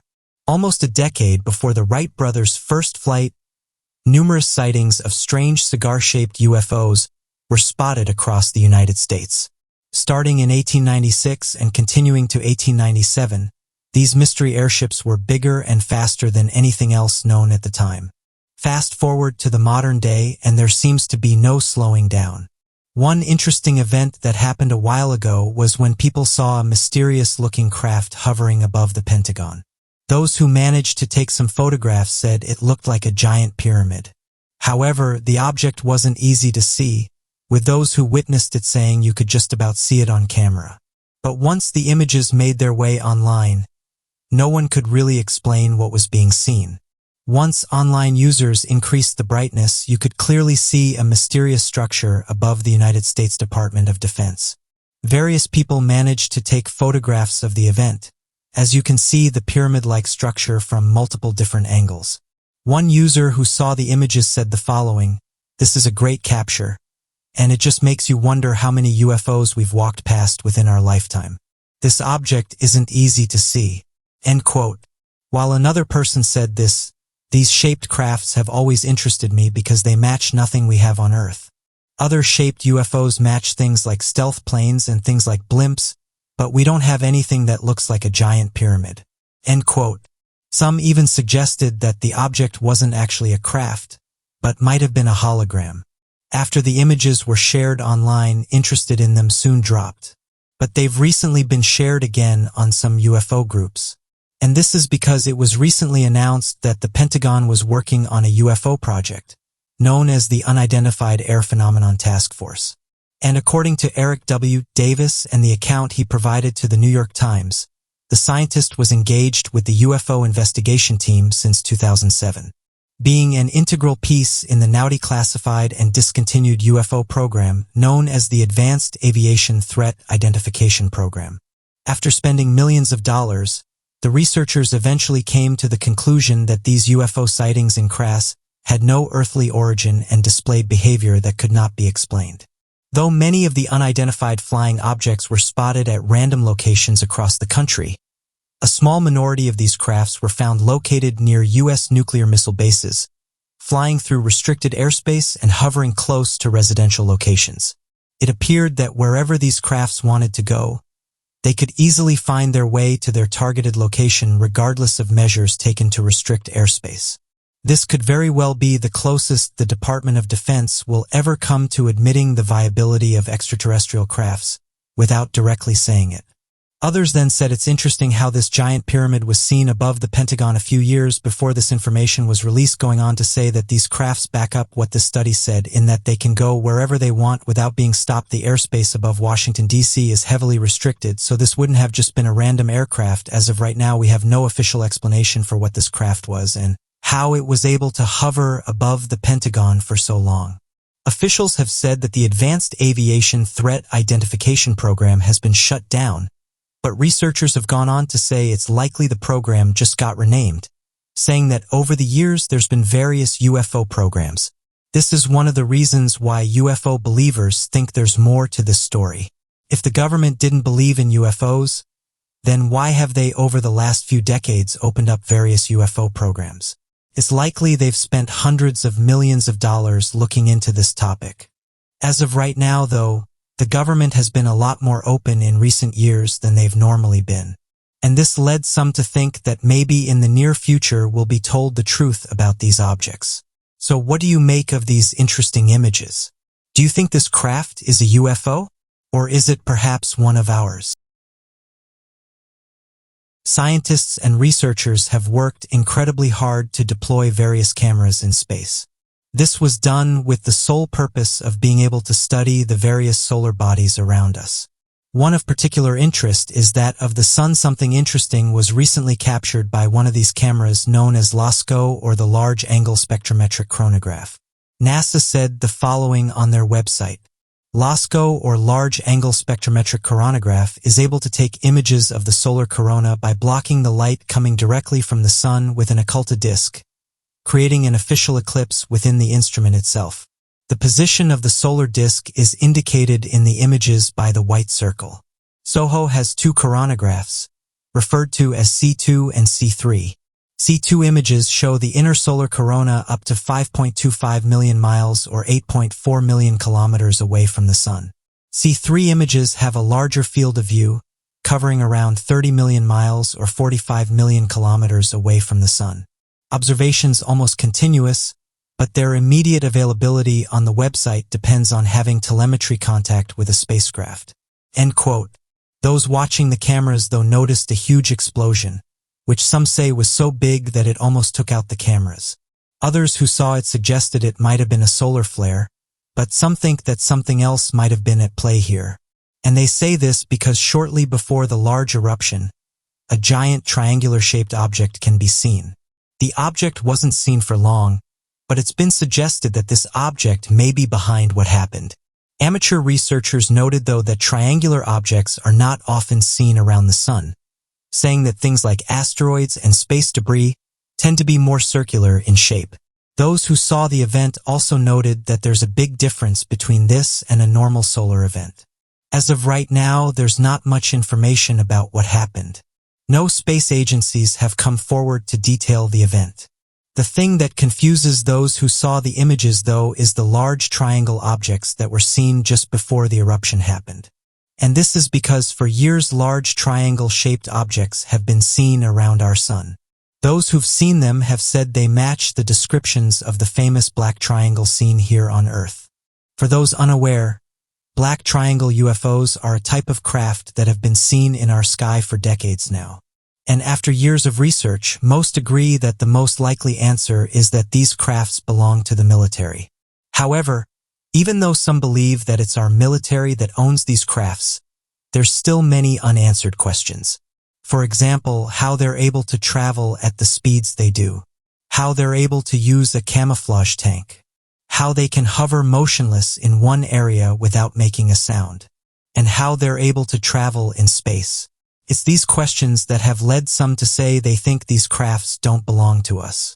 After all, we currently don't have any aircrafts that's able to match what these crafts do. These black triangles are hundreds of years more advanced than the current tech we have. Although some believers have suggested that these crafts are part of some top-secret military program, as of right now, no military has come forward to claim it's them who's behind these sightings. However, sightings of these crafts close to our Moon and Sun would suggest that they're more advanced than we first thought. Something to note is that these triangle UFOs are not anything new, as some amateur researchers have been able to track down images of these crafts and date them to at least 1945. Scientists, though, have said what's likely been seen is natural space debris, and when it appears close to the camera, it can take on the appearance of an aircraft. One UFO researcher said the following: "One of the problems is the size of these objects. They are easily several miles in diameter, and that immediately throws people off." End quote. Well, another person said this: "Why are so many of these black triangles seen around our Sun? It seems strange that so many odd-shaped UFOs is seen around our sun. It's as if there's something there that interests them. There's hundreds of images of these unidentified flying objects, and I find it hard to believe that every one of these is space debris." End quote.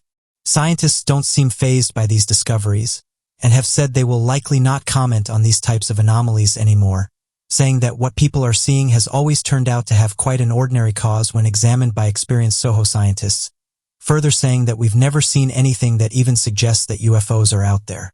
But amateur researchers are still of the opinion that there's something more mysterious going on. NASA has also said that we should be focusing on the things that could potentially wipe out our planet. Things like asteroids and solar storms. Solar storms in the Earth's upper atmosphere are triggered by a massive amount of energy from the sun. If one of these solar storms is particularly powerful, it will take out entire power networks across our planet. What's worrying about this is researchers have said we're not ready for an event like this and that it would cause chaos across the entire planet. Experts estimate if a large enough solar event was to strike our planet, it would cause over 2.3 trillion pounds or $3 trillion worth in damage. Researchers have said the sun produced one of its most powerful flares back in 2017. This told them that the sun was waking up and becoming more active. When the sun throws out these flares, they can have effects on satellites and other pieces of equipment. Sunspots can be seen as darker areas that appear on the surface of the sun. Researchers and scientists said that back on the 29th of May, a solar flare came from one of these spots. Although this one wasn't massive, the team studying the spot said it still sent out harmful radiation into the atmosphere. The researchers labeled this one as an M-class, which in terms of solar flares is in the middle when it comes to solar strength. So what do you make of this recent sun discovery? And what do you think caused this large solar eruption? The world is a wondrous and confusing place. The advancement of science and history and expansion of our knowledge of the Earth gives us a more comprehensive view of the world than ever before. With these constant leaps forward, we are uncovering more and more secrets each day, some of which have left scientists, archaeologists, and historians perplexed with numerous questions and attempts to provide explanations as to the fascinating artifacts and locations they have stumbled across. So today we'll be taking a look at 3 interesting discoveries. The Kola Superdeep Borehole and why it got sealed. In the time period of the space race when the United States and the Soviet Union were at odds, both were competing to advance their technology and military. The Cold War produced many accomplishments and encouraged scientific progress such as space travel. However, it has also had ambitious projects that subsequently failed and were abandoned. On the Kola Peninsula in the Arctic Circle, there is an abandoned 1970s Soviet scientific research station. Its decrepit state is jarring against its background of gorgeous forests, lakes, and snowy mountains. In the middle of the empty building, a large round metal cap is buried into the floor and bolted down with metal rings. It is quite a small metal cover. You would not even give it a second glance if you did not know to look for it. This cap covers the Kola Superdeep Borehole, which some have called the entrance to hell. This hole reaches a staggering depth of 12.2 kilometers or 40,230 feet. This measurement was recorded in 1989. Many powerful nations were rushing to be the ones to drill the furthest into the Earth's crust and reach the mantle. The Soviet Union came the closest, and it took them nearly 20 years to achieve what they did. Even after this time and this depth, they still only made it through about a third of the Earth's crust. Scientists believe the crust to be a thin layer of the Earth's skin, and only 40 kilometers or 25 miles thick. Beneath that lies the mantle and then the Earth's core. The mantle itself is about 2,900 kilometers or 1,800 miles deep, although none of this has actually been confirmed. It is all speculation from research using waves to determine the different layers and densities. Science has always wanted to know what lies beneath the Earth's surface, so the superpowers tried to race each other during this time to try and find the answer. They were all very secretive about their findings, though, and unwilling to share until much later. Even when they did share information, the other countries would not believe them. Those years were rife with spies and political tension, so there was little trust even amongst scientists. The Soviets claimed they found free water as they were drilling, but those claims were ignored by other countries. The United States was the first power to begin drilling into the earth in 1950. The Soviet Union followed in 1970 and Germany in 1990. It was difficult because they needed advanced technology and machinery that did not even exist yet. They first had to create the tools to accomplish their missions. The U.S. drilled in the Pacific Ocean where the crust is thinner. However, it is also where the ocean is deepest, making it extra challenging for them. They ended up using multiple propellers on every side of a drill rig to keep it steady in the water. Germany developed the vertical drilling systems which are still used today in the gas and oil industry. In 1967, the U.S. Congress dissolved the drilling project due to high costs. The Mohole project lasted 17 years and cost America $40 million or 28 million pounds, but managed to drill only a few meters deep. The Soviets' Kola project halted in 1992 because the hole's temperatures were much higher than expected, reaching 180 degrees Celsius or 356 degrees Fahrenheit. They lacked the equipment and the money, and with the collapse of the Soviet Union, this led to funding being halted. Germany was also soon forced to stop drilling because of the high expenditure. The dream to drill into the mantle persists. Japan is currently taking the lead and planning the next drilling project. They hope to continue the drilling in the Pacific Ocean, anticipating a $1 billion project. The Kola superdeep borehole remains abandoned and closed off from the world. When researchers were drilling, they would often hear a deep rumbling, which they had no explanation for. Locals say they can still hear the screams of those being tortured in hell coming from the hole. It was welded shut due to safety concerns as they did not want anyone messing around and falling in. But perhaps they also feared something else coming out. Scientists discovered dense structure between Earth's outer core and lower mantle. Using earthquake data gathered over the span of 30 years, scientists have found the presence of a large structure deep within the Earth's layers. These dense objects sit between the liquid outer core and lower mantle at about 3,000 kilometers below the Earth's surface. The researchers used a machine learning algorithm to comb through earthquake and find anomalies, much like the algorithm used for space telescope data. They sent this data through Sequencer, which analyzed hundreds of earthquakes in the Pacific Ocean from 1990 to 2018, only observing earthquakes that had at least a 6.5 magnitude.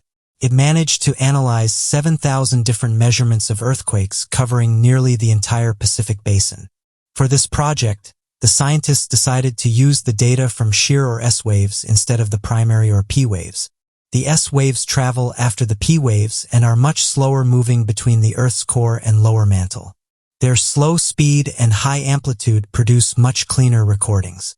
When the S waves came into contact with these mysterious dense structures, they produced postcursors, an echo signature that indicates an ultra-low velocity zone or UL. These zones are dense anomalies situated on the boundary of the core and mantle. They are relatively unknown. Scientists have no idea what they are made up of or how they are formed. All they know is that it is massive and dense. The structures have a diameter of about 100 kilometers or 62 miles and noticeably slow down the waves passing through it, signaling that it is big. Sequence have found an anomaly that had never been detected before underneath the Marquesas Islands in French Polynesia. It also showed that the structure beneath Hawaii is much larger than what was initially believed. These two locations displayed the strongest postcursor signatures, which scientists argue is evidence of 2 mega-ULVZS that stretches for over 1,000 kilometers. These zones are ancient. Scientists think they might even be made of materials that predate the existence of our moon. The massive collision that broke off a piece of the Earth to become its moon occurred more than 4 billion years ago, which means the zones might have exotic or primitive geological features. The researchers intend to continue working through the datasets and utilizing Sequencer to find other hidden information. They also want to include data from the Atlantic Ocean as well. Our Earth's layers are a mystery to us, So scientists are ever curious and hope to expand our knowledge and understanding of this unknown aspect of Earth. Darvaza gas crater in Turkmenistan, also known as Turkmenia, a gas crater has been on fire since the 70s. This sovereign country is east of the Caspian Sea and is one of the most sparsely populated countries in Asia, with only 6 million inhabitants. Its cities were some of the most important stumps along the Silk Road and are considered the oldest oasis cities in Central Asia.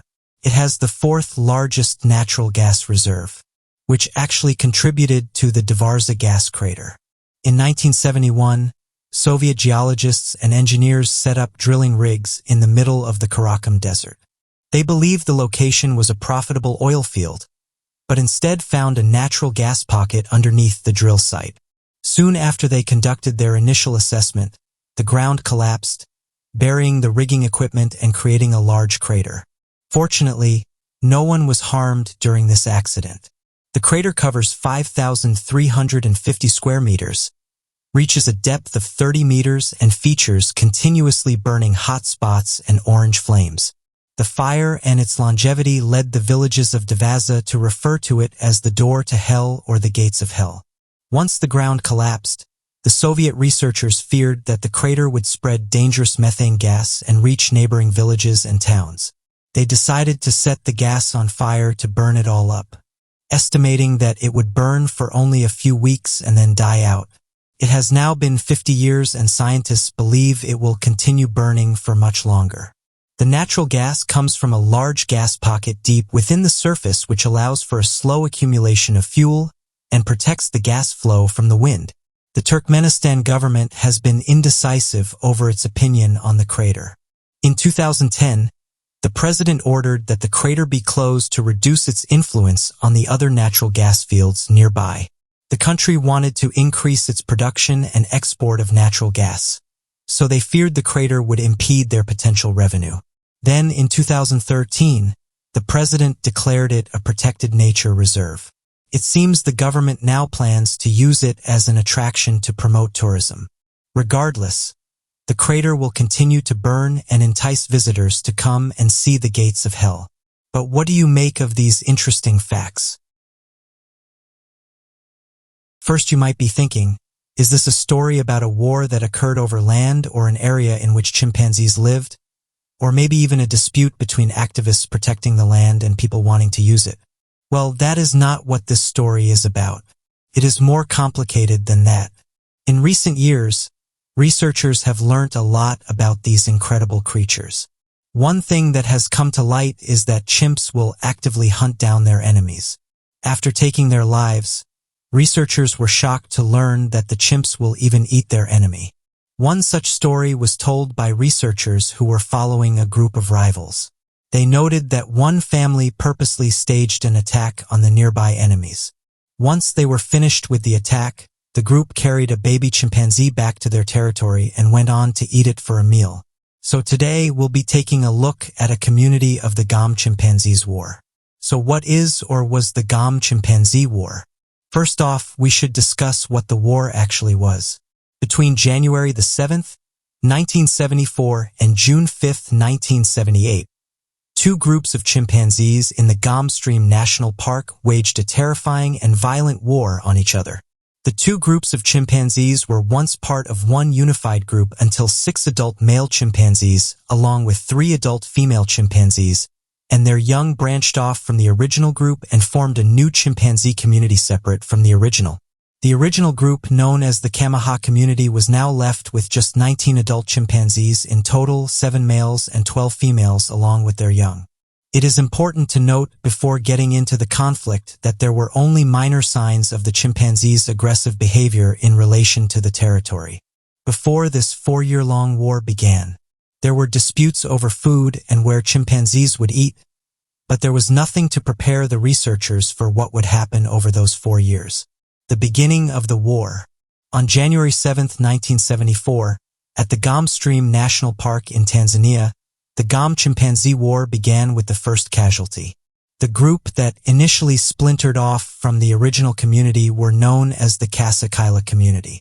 Led by the 6 adult males, Humphrey, Jomeo, Fagin, Everett, Rodolph, and Sherry, but was commanded by Fagin, the alpha male who drew first blood. Godi, one of the adult males that stayed with the original group, was feeding alone on a tree when all 6 of the aforementioned adult males pounced, brutally taking out Godi. When this attack happened, this was the first time any of the chimpanzees had purposely taken out another fellow male. After celebrating their victory, the 6 males went on to kill Hugh, who led the original group along with Charlie and Dee, 2 of the other male chimpanzees. After the ambush with just 4 remaining adult males in the original Kamaha community, Goliath, an elderly chimpanzee who had tried to be kind to the Kasekala community in previous encounters that did not involve bloodshed, was then killed when the Kasekala group did not share the same kindness. Now the Kamaha community had just lost over half its adult males, with just 3 now remaining. Charlie, now the sole leader, Sniff, and Willy Wally. Unfortunately, Willy Wally had been crippled from polio, so he was unable to defend himself or his community. In rapid succession, without giving the Kamaha group any time to fight back or plan their own attack, the Kasekala chimpanzees hit again, this time killing the leader Charlie. Once Charlie was taken out, Willy Wally disappeared and was never found, whereas Sniff, the youngest male, managed to survive by himself for over a year. Researchers had thought that Sniff would be able to be accepted into the Kasekala community, or that he had managed to escape the war into a new group, but this was not the case. Around a year after Charlie was killed, Sniff too was also killed by the Kasekala males. The adult males were not the only casualties of the Kasekala's attacks. 2 of them went missing and were never found. 3 of them had been kidnapped into the Kasekala community and 1 was killed. The Kasekala males had managed to take out almost all of the Kamaha males, with Willy Wally's fate unknown. They had also successfully taken over the Kamaha territory and had won the war, or so it seemed. Battles were won, but wars were lost. The new territory that the Kasekala community had gained would not be theirs for long. The previous Kamaha territory was direct neighbors with another chimpanzee community, the Kaland. The Kaland community greatly outnumbered the Kasekala community and were far superior in general strength. The new border between the 2 communities was now the location for violent outbursts between the males, and very quickly, the Kasekala group decided to move back towards their original territory, and in the process, the Kaland community took much of the Kasekala's newly acquired territory. The Kasekala community were then constantly in minor skirmishes with Matumba foragers. The Matumba foragers had larger numbers compared to Kasekala, and as a result, over time the war died down and eventually a common order was restored at Gom National Park. Aftermath and reaction. Jane Goodall was a lead researcher at the time of the war, and she spent 30 years studying the chimpanzees of the Gom National Park. When the war broke out, it was not expected at the time. No one ever thought something like this could or would happen, especially Jane Goodall. Jane was shocked and disturbed at the whole thing and had spent her time researching up until that point with the notion that chimpanzees were rather nice when comparing them to humans. The events that occurred and the Gom Chimpanzee War itself was so unheard of at the time that when Jane Goodall was reporting on the events that were happening in Gom National Park, other researchers did not believe her. A naturally occurring war between chimpanzees was never believed to be a thing that could happen, yet it did. Jane was then accused of inadvertently causing the war through her feeding research, and some scientists at the time were completely adamant that this could not happen. It was not possible. Almost 50 years later, in 2018, there was a study that was published looking into the Gom Chimpanzee War. And the study had concluded that the war was probably caused by the power struggle between the 3 top chimpanzees, Hugh, Charlie, and Fagin, which was then made worse by the exceptionally low number of fertile female chimpanzees in the community. And that concludes the story of the Gom Chimpanzee War. But what do you make of these chimpanzees, and do they mirror us humans? Soviet Union made it their goal to dominate space. This would lead to the Soviet officials making last-minute decisions that would give them a head start in their space race. However, those who have researched the Soviet space program have said they haven't been entirely honest with us, and that many cosmonauts would go on to lose their lives in the battle of the space race. The rivalry between the Soviet Union and the United States is well documented. Both wanted to have the bragging rights to see who was first in space. It's not just cosmonauts that's shrouded in mystery. Since the space race, the Russians have sent various probes into space. And one of these was the Phobos 2 mission, which was launched on the 12th of July 1988. The probe was created with the sole purpose of traveling to Mars' 2 moons Phobos. The probe made the 254.3 million kilometer, or 1.5 million mile journey to Mars. It arrived on the 30th of January 1989, but lost communication. Before it did, however, it sent back a few mysterious photographs, some of which are used by believers to suggest that the probe may have encountered something otherworldly. One of the photographs that was sent back showed a huge cigar or dislocating graph, some of which say that the probe may have encountered an unidentified flying object. As mentioned, the official NASA explanation was that the probe experienced a malfunction on board, but according to some high-up officials, this isn't what actually happened, and this is where things get interesting. In 1991, 6 former U.S. Army remote viewers were brought in by Russian officials to help identify what actually went wrong with the probe. The thing is, this may sound like something that's made up, but it isn't.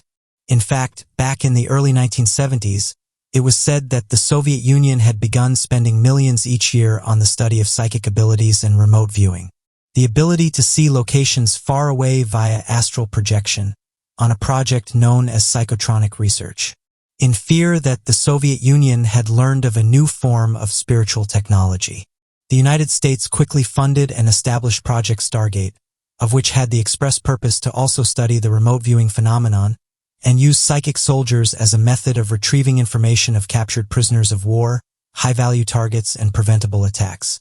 Research into remote viewing would begin back in 1972 at the Stanford Research Institute located out of Mellon Park in the state of California. The lead researchers, Russell Tugg and Harold Puthoff, required a minimum accuracy of greater than 65% success before an individual could be accepted into the research study, which claims that many of the participants far exceeded this percentage, but were not always 100% accurate with their guesses. Shortly after the project began, the team was able to locate a lost Soviet spy plane in 1976 by psychic participant Rosemary Smith, as well as additional claims of recovered POVs and high-value targets over the years. Back in 1991, the remote viewers who had taken on to find the truth about what happened to the probe gave a report called Enigma Penetration. The report then went on to detail that the Soviet Phobos 2 spacecraft did in fact encounter a UFO, and that this craft had raised up from the Martian surface. Probe was able to quickly snap a photograph of the ominous-looking craft before everything was shut off. Those in the remote viewing program said the large craft had moved towards the probe as if inspecting it, but shortly after shot a particle beam devised at the probe, which in turn caused it to malfunction.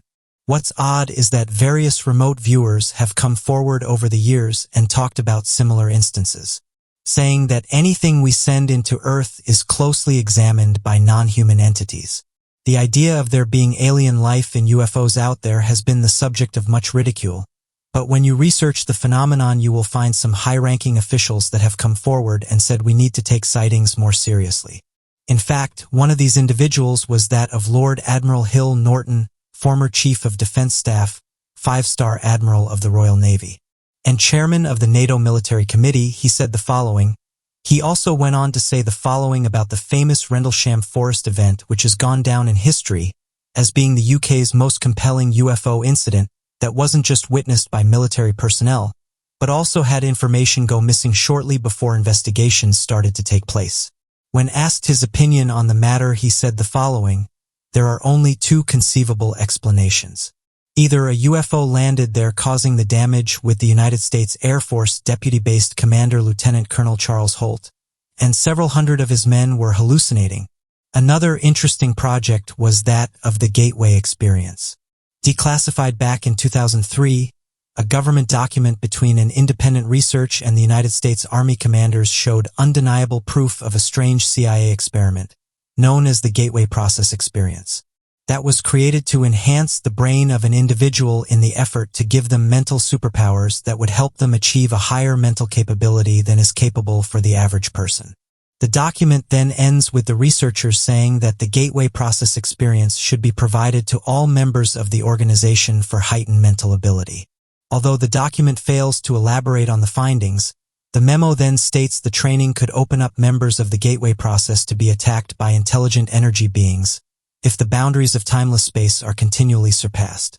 Stating in quotes, subjects must be intellectually prepared to react to possible encounters with intelligent non-corporeal energy forms when timeless space boundaries are exceeded, with additional statements that perhaps practical use of the gateway process experience could be used to gather information from such entities and the universal consciousness. So what do you make of this mysterious photograph? And what do you think of the remote viewing project? Thousands of tourists visit the Amazon rainforest every year. Although when we think of the Amazon, we might have images of lush forests, there's various other things that people must think of before visiting this area. It's suggested that you get a guide, as they can tell you the areas that you should visit and the areas that you should stay away from. A teacher from England visited the Amazon rainforest and left chilling messages on her Facebook account. This was moments before she would go missing. It was only in the days following her disappearance that the authorities would learn the truth about what happened. Emma Kelty was 43 when she disappeared in the Amazon rainforest. Shortly before she went missing, she left the following messages on her Facebook account. So in or near Cowrie, I will have my boat stolen and I will be killed too. Nice. End quote. Shortly after this, though, it's been revealed that she thought she was in the clear, but it turned out she was heading into an area known for pirate attacks and also traffickers. She then said the following, got through town no problem and just took a sigh of relief, and then turned a corner and found 50 guys in motorboats with arrows. My face must have been a picture. Okay, 30 guys, but either way, that's a lot of folks in one area in boats with arrows and rifles. At 1 a.m., such a dramatic change in one day. But such is the river, every kilometer is different. And just because one area is bad, it doesn't mean the rest is. End quote. Although the messages seem lighthearted in that she was trying to make the best out of a bad situation, it said she did this as she was traveling alone, and was likely trying to make herself feel better. Sadly, she would go missing shortly after the messages. The area in which she went missing is known for trafficking humans and other dark activities. At the time, it wasn't known what happened to her, but one of the locals who went by the name of Costa said he'd spoken to one of the local gangsters, and he had told him that on the morning of her disappearance, he and others were responsible for what happened. He said the following. He said he was one of the 4 men. The woman had put her tent on the beach in exactly the area where the Colombia traffickers go through, and which is crawling with pirates who wait for them to arrive to attack. These men aren't pirates, though. They are just substance users. We are all shocked that these men from our community did such a terrible thing to this woman. When the men saw her tent, they thought it belonged to a Colombian with substances, so they started firing from around 50 meters away. The woman was hit in the arm. She started waving frantically and screaming for help. End quote. The man then goes on to detail that when they approached the woman, they demanded to know where the substances were, and when she couldn't answer, they then had their way with her and then took her life. After this, they threw her into the Amazon.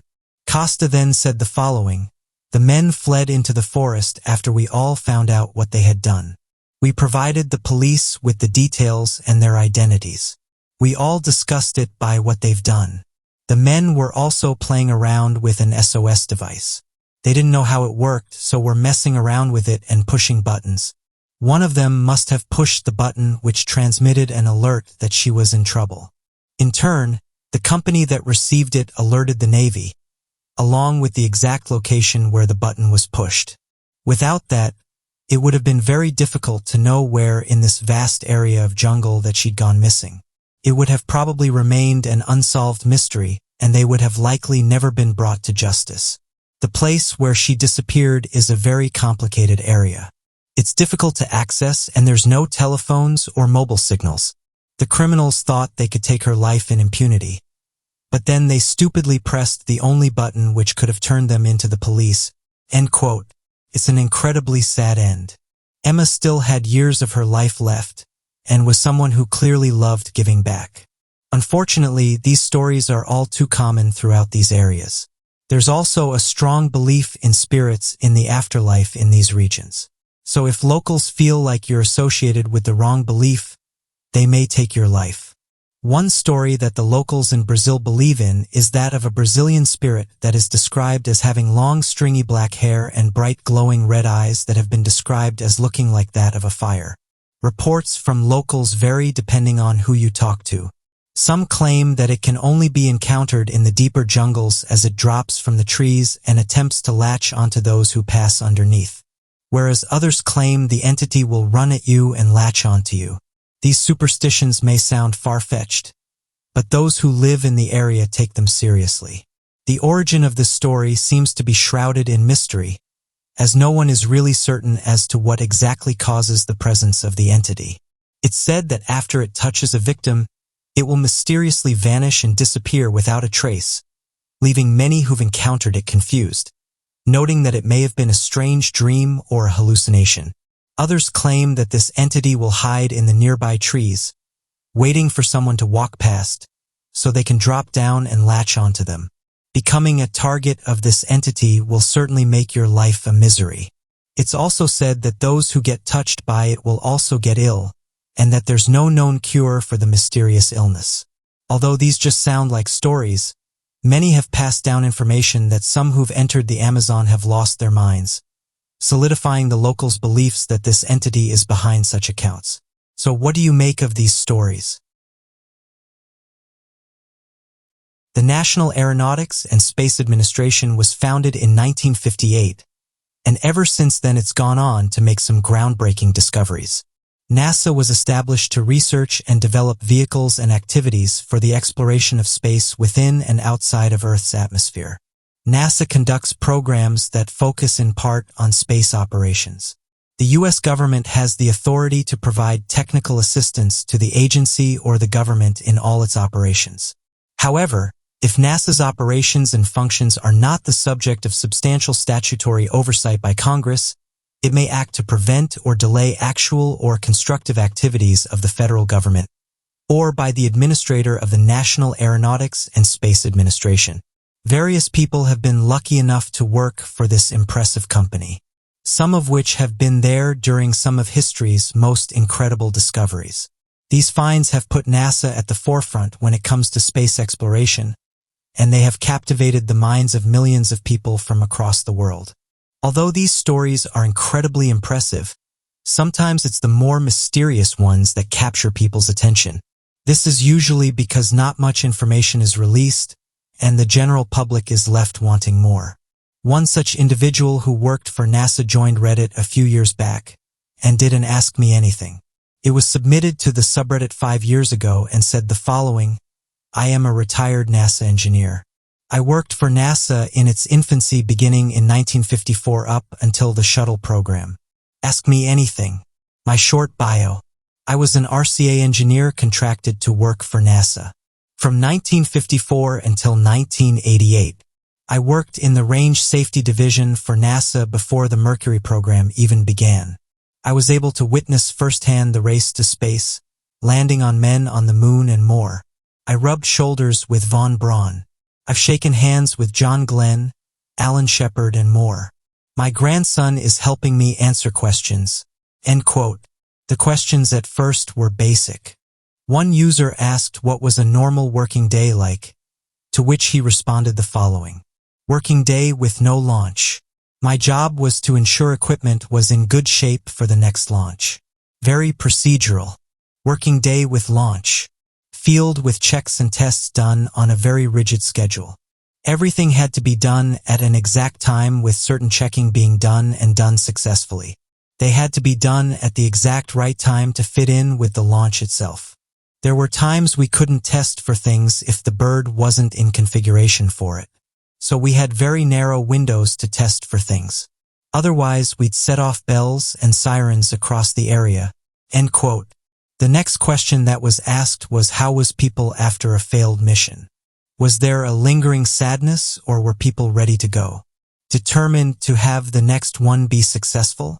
To which he replied, The conversation then moved on to unidentified flying objects, where someone asked where do they hide the UFOs. He said the following: "I did work on the B-29 in Roswell in the Air Force. There was one hangar they said not to go near." End quote. As you can imagine, this then caused people to start talking about the subject, saying that although they didn't release much information, it backs up what other workers have said in that there's certain places that are off limits. People in the comment section then went on to talk about Hangar 18, which is widely known by UFO enthusiasts as the location that the government hides the physical evidence of extraterrestrial contact, whether it be the remains of spacecraft debris, extraterrestrial equipment, and allegedly even the bodies of aliens. Allegedly, there's a highly guarded top-level clearance inside of the warehouse codenamed the Blue Room. Due to various sources, this location is home to classified information, and this comes from those that have watched there. It's widely believed that this Blue Room is the location where the United States government houses captured alien life and conducts experiments on them that often leads to termination. The notoriety of Hangar 18 goes back to the infamous Roswell event. This was where there was a recorded press release issued by the Roswell Army Airfield, stating that the personnel inspected the crash of a flying disc and that they sent it to headquarters for research. Shortly after, there was another press release from the Air Force Base in Fort Worth, Texas, claiming to be the headquarters that the remains were sent to, not by Patterson, and that the remains were only that of a weather balloon. However, throughout the years, the government's repeated use of the excuse of weather balloons and swamp gas became so cliché that much later in 1994, the Air Force would go on to state this was untrue and that it was in reality testing a surveillance device that was designed to fly over nuclear research sites in the Soviet Union, which was equally backed by a complete lack of evidence. On multiple occasions, the Air Force has denied the rumors and stated there was never a building called Hangar 18. However, satellite imaging has shown that to be only semi-true, as there clearly is a structure named Building 18. However, many refuse to believe the misdirection away from Patterson, as it has been officially documented as the home of Project Sign, an initiative that was signed into action in July of 1947 and dedicated to studying reported UFO sightings. The project was converted into Project Grunge in 1949 and then into Project Blue Book in March of 1952, which led to the Blue Room theory. It was officially stated that Project Blue Book was only designed to study crashed Soviet aircrafts. However, Senator Barry Goldwater was recorded asking General Curtis LeMay for access into the base, with which LeMay was quoted saying the following: "Not only can't you get into it, but don't you ever mention it to me again." A very suspicious response to a request to see a bunch of shot-down Soviet aircrafts. So what do you make of these comments by a retired NASA engineer? And do you think they hid something in this Hangar 18?